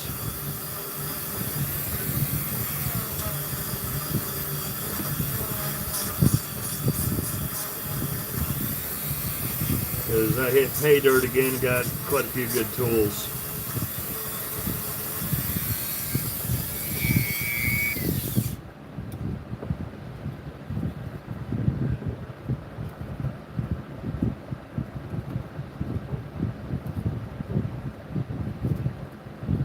Nice. No rust, no crud, no nothing. Now I just got to work on the rest of it. Oh, let's see.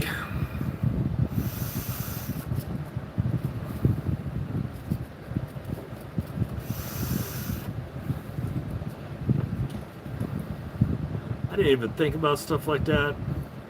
Between that, Fastenal, Gray Bar, Granger, I didn't think to get in and look on their stuff and look for ring kits.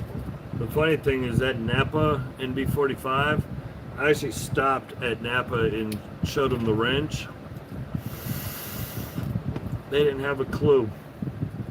They just wanted to give me a traditional, the current snap rings, the ones that have the pinholes in them. I even went as far as I took a kit. Actually, I think I finally put the kits away. I actually took them and took grinding wheels and slowly was grinding and trying to shape and make my own version of it, but it didn't work out so well because the materials are different and there's a different amount of spring in them from these to the ones that you actually use the pins on.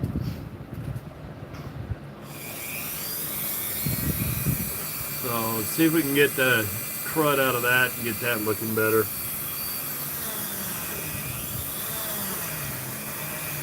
I don't see it being difficult. This ratchet was in really good shape, other than being battered.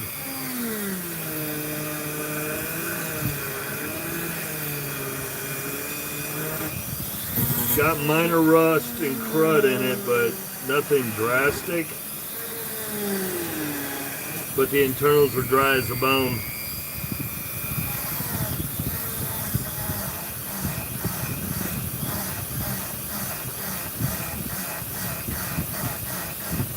Alright, I'm going in. Okay. I'll see you in the morning. See you in the morning.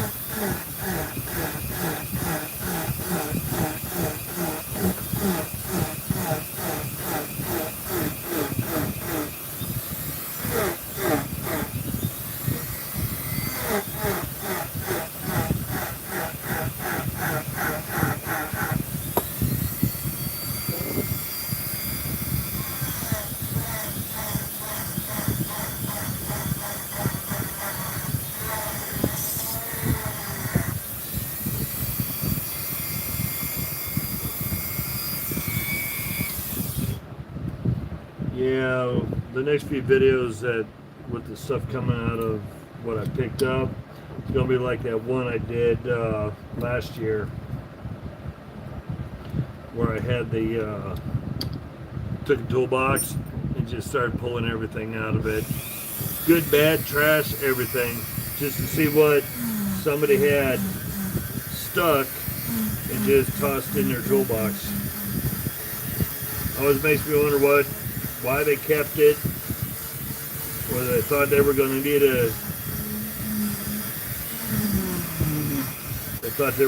it again.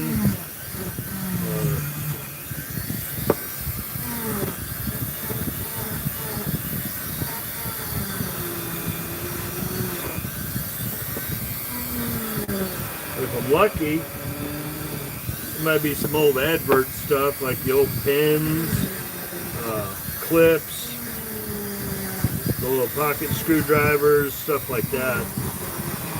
I always like those.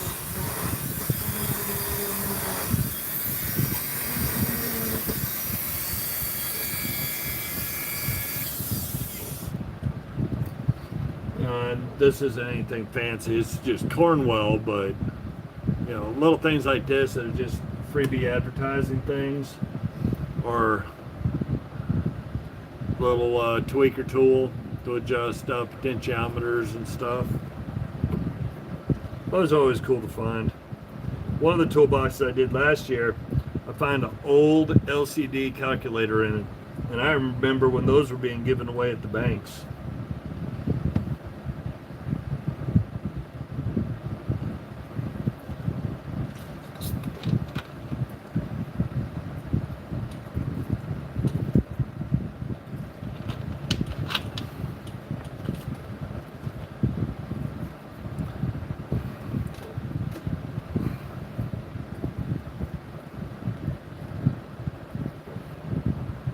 Well, there we go.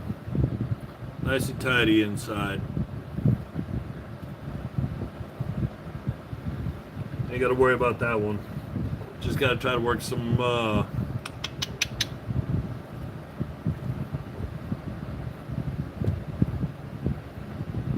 work on the outside.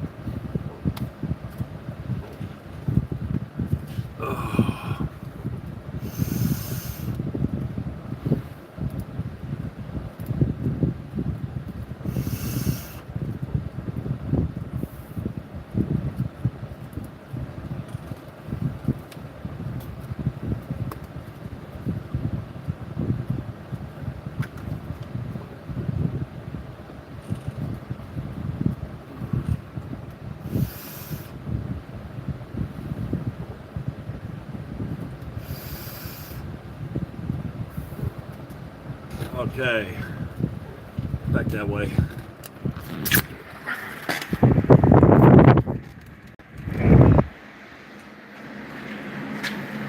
But, yep, that little bad boy right there is coming along pretty good. 3/4 drive, whoops, 3/4 drive's almost done. At least the pegs are. Actually, I'm going to be adding some to the super shallows. I think I got 4 more for SAE, I think 2 more for metric. Those are on their way because they just added those to the their set,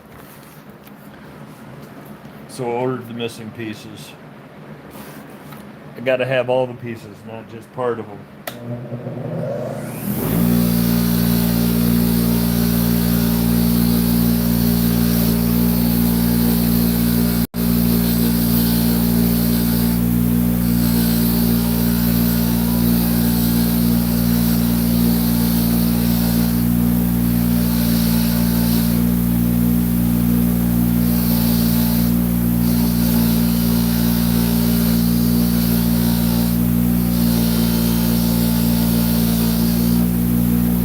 Has some deep gouges I'm not going to try to take out.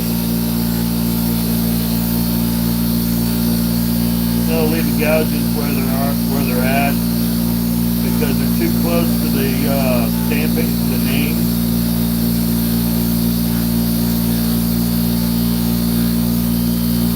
If I take that much metal to get rid of the gouges, I'll obliterate the stamping.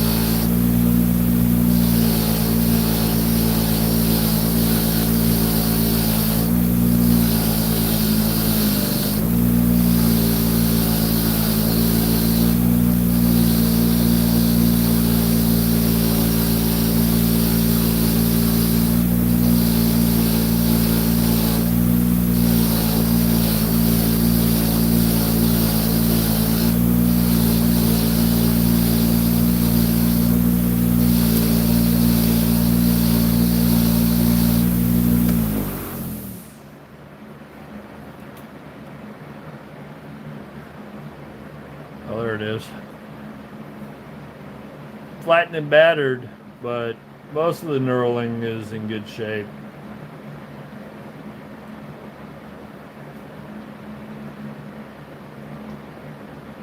But yeah, you can see the severe scratches and dings in it. If I mess with that, I'd risk damaging the stamping. Have a good one.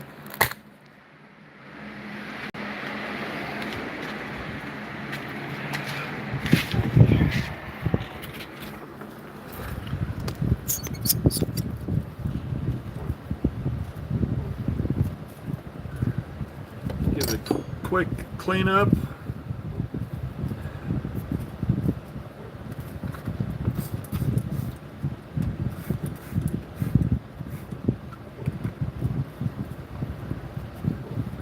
Get any residuals off it, because there's always residuals. Even though it looked shiny and clean, it's still going to leave debris from the actual cleanup process.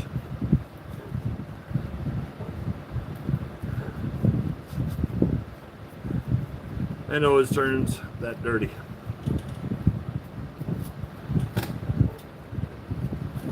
So now, after the cleanup is done, now it shines even better. Like I said, it's not perfect because of its age, but and it's been hammered and whacked on a few times.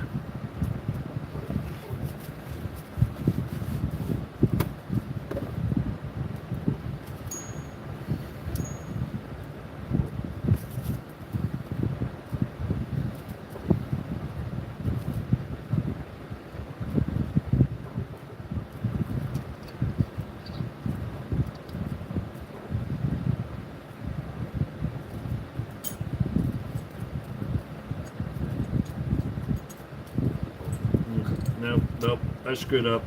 I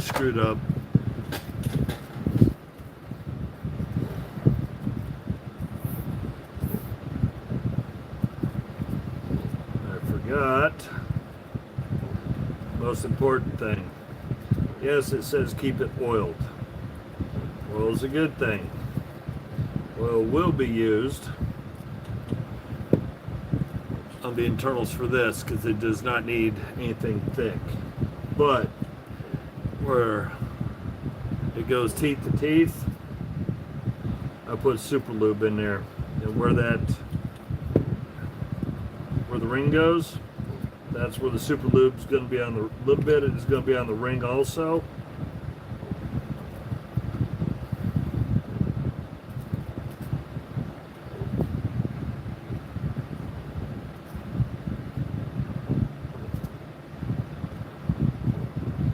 Anywhere that I'm looking at metal on metal, I'll put a little super lube on it.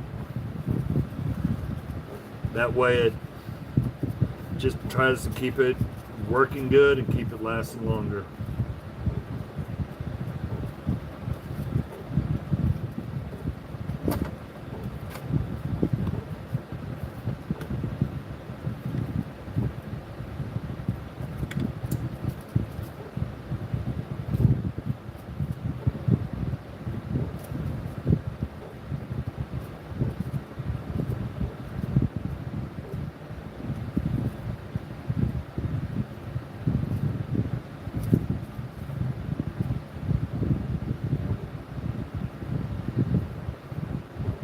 Oops, I'm making a mess out of the oil. I forgot the temperature outside and how hot it is in the shop here.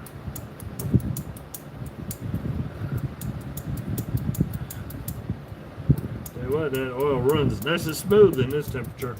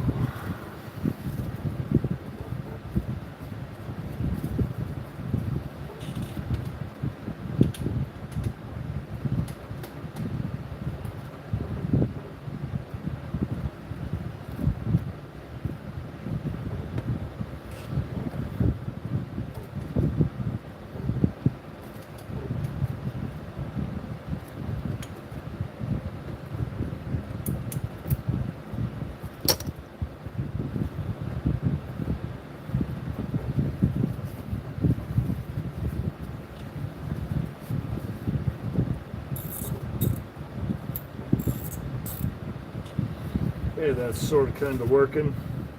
It's working the way it's supposed to be. I still need to address this. It's close to where I want it, but not quite.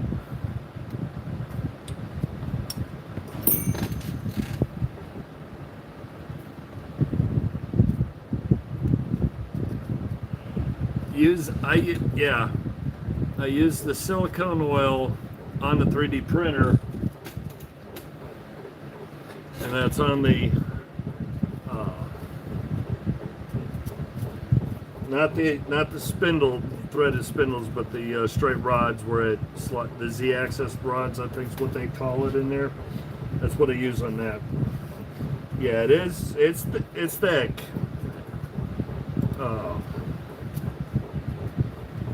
But I use, well, actually I've got a tube of Super Lube and the silicone oil that's just dedicated for the 3D printer, which I got to get videos done tomorrow, and if I get videos done in time, I got to take the 3D printer, bring it into the house. That way I have put it on the dining room table, because I got to pull the back off it, disconnect all the lines, because I have an auxiliary fan for it. That'll put a fan on both sides. Got to mount it, run the wiring, secure it, plug it into the PC board, and put it all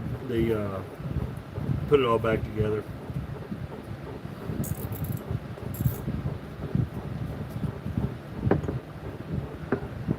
Then theoretically I'll have airflow from both sides, so using ABS, less chance of one side warping by because the air blowing across cools this side first, doesn't cool this side.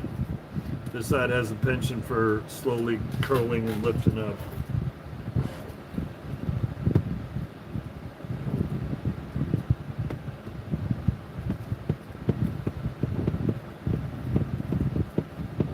Just deciding what I want to use on it.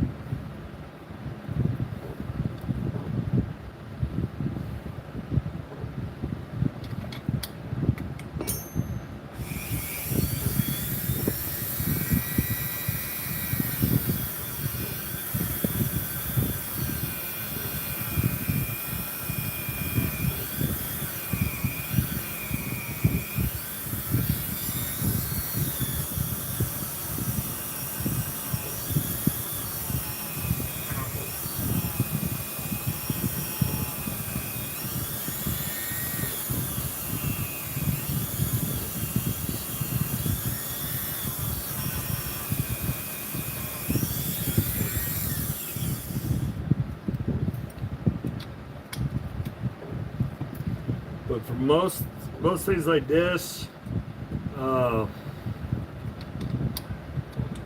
just always used 3-in-1.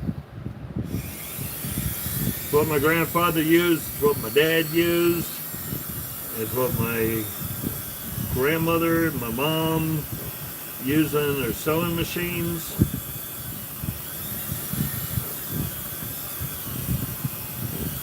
So if it works good on that, it'll work good on ratchet, springs, and ball detents.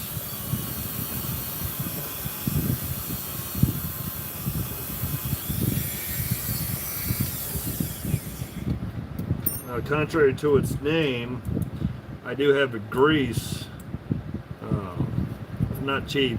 The tubes are about 20 bucks a tube, and that's Phil's wood grease.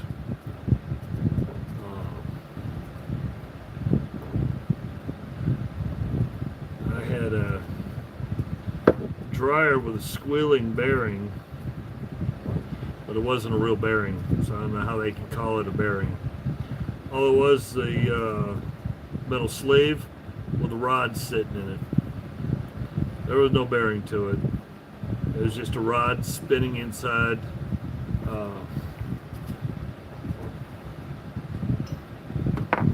Actually, it's almost the way this is built.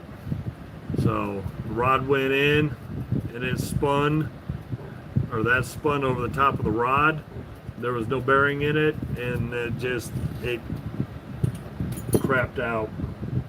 So I took it all apart, put just a little bit of Phil's wood grease on it, No more squeak out of the that connection point. Have a great night, Jeffrey, sorry. I got smudge marks all over my glasses now.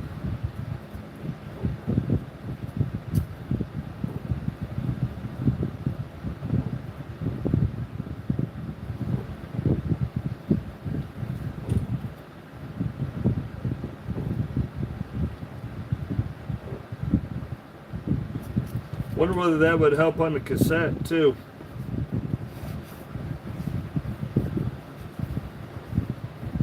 Actually, you know what? I use silicone oil on my BMX in the basement.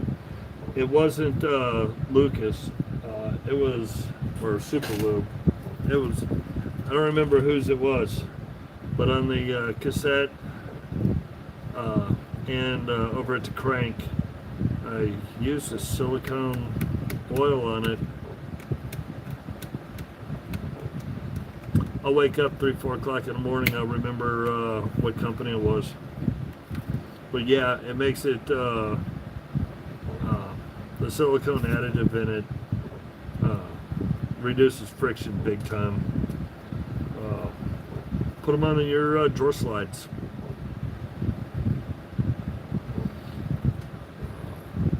My old Craftsman boxes all have a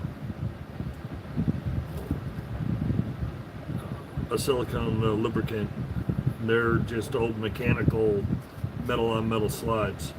It's the old, I wouldn't say old, but it's the early 90s 26-inch series.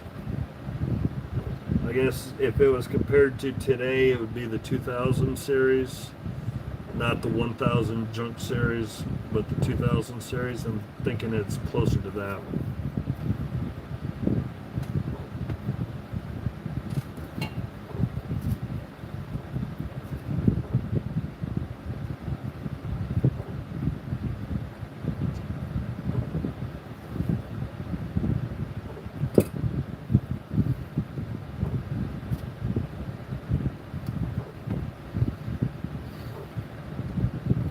I learned the hard way. Do not use, even though some manufacturers and some companies swear by it, I will never put lithium on the slides. Because I've used 3 different types of lithium on the slides over the years, and every one of them has been a dirt magnet, and every one of them leaves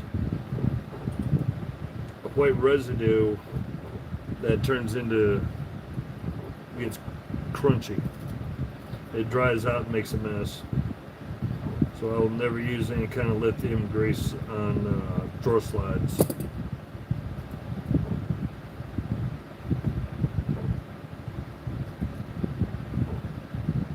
Ball detent's good.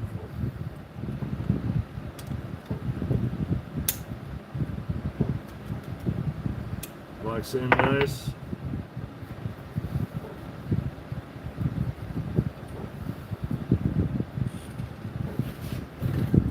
So there we go. One nice old Indestro Super.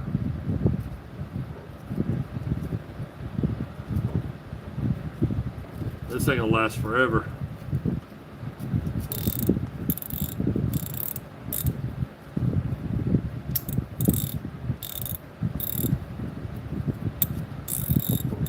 Running smooth.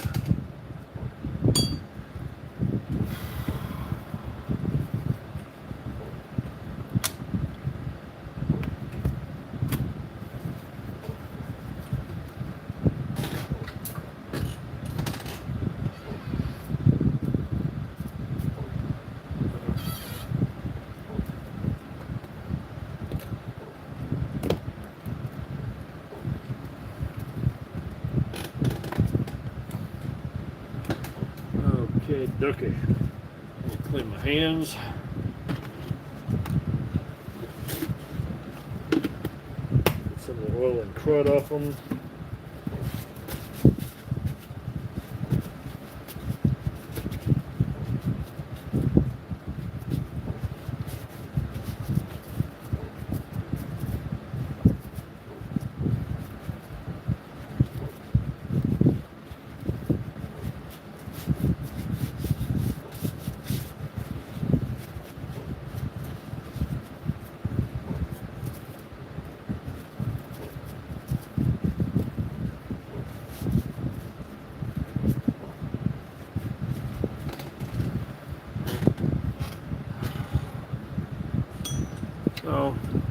Got one ratchet back in action, looking good.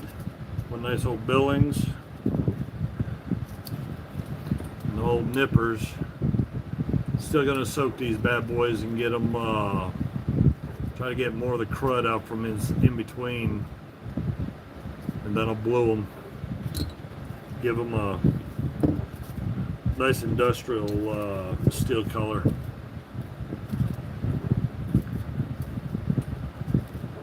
I thought I did that on one of my lives. I'm thinking I did it on one of my lives. Yeah, as a matter of fact, I did.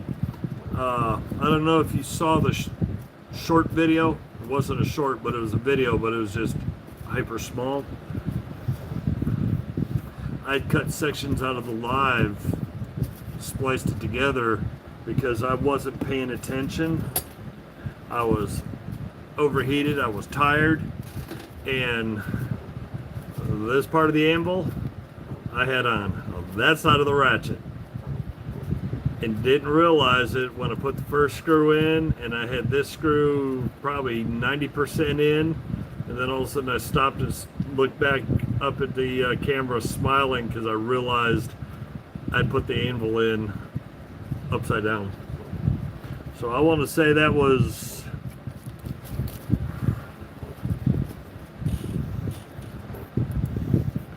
well, let's see, content videos. Let's see where so if that was on the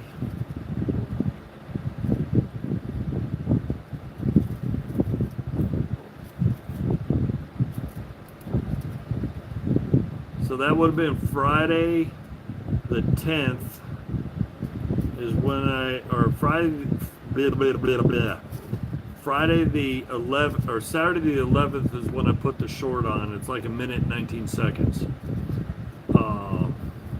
So that means Friday the 10th is when I did the live and I actually cleaned it up.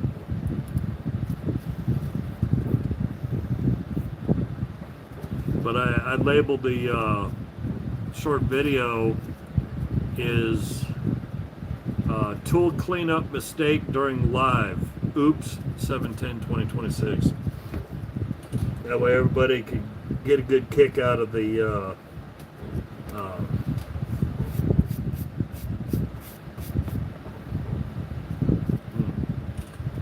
Yep, no, there's wire in there.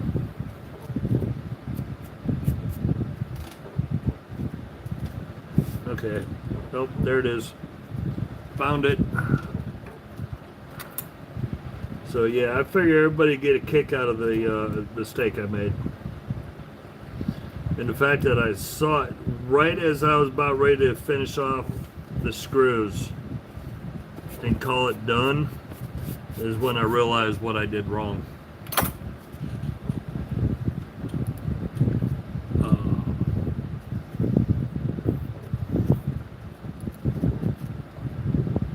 No, because the meter cleanup, I don't know, did I do that on the live?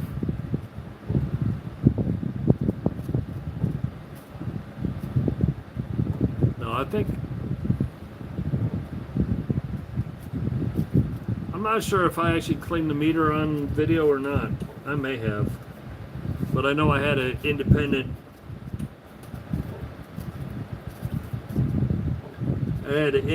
video where I did the hoops. But I know the live from July 10th is when I actually cleaned. Oh, there it is. There's another one.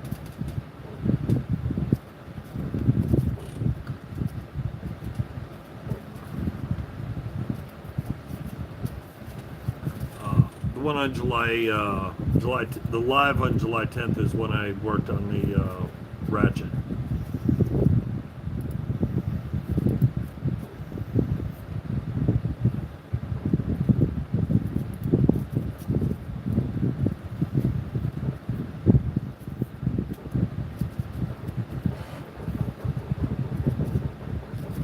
Ooh, I didn't think about that. You know what? We're going to carefully open something up. I just happened to look at a glance and somebody give me some good information. I didn't think about it. No.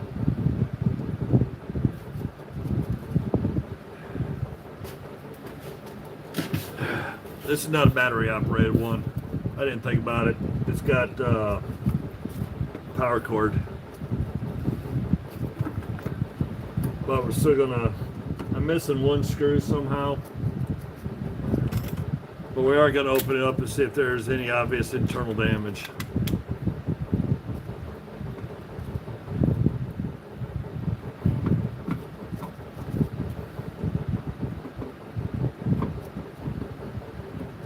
I don't have the probes for it, so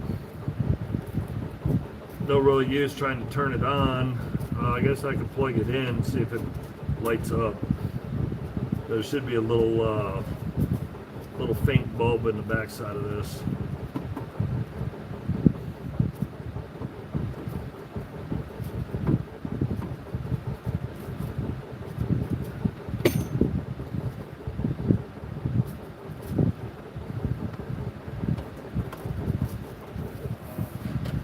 Oh, that means I gotta take all this off. And I'm gonna have to take those rings off. So these are gonna, no, I'll just have to deal with those.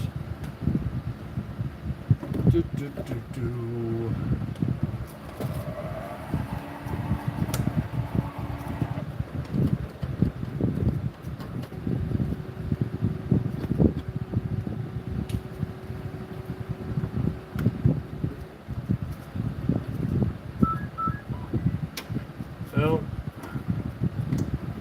printer's done.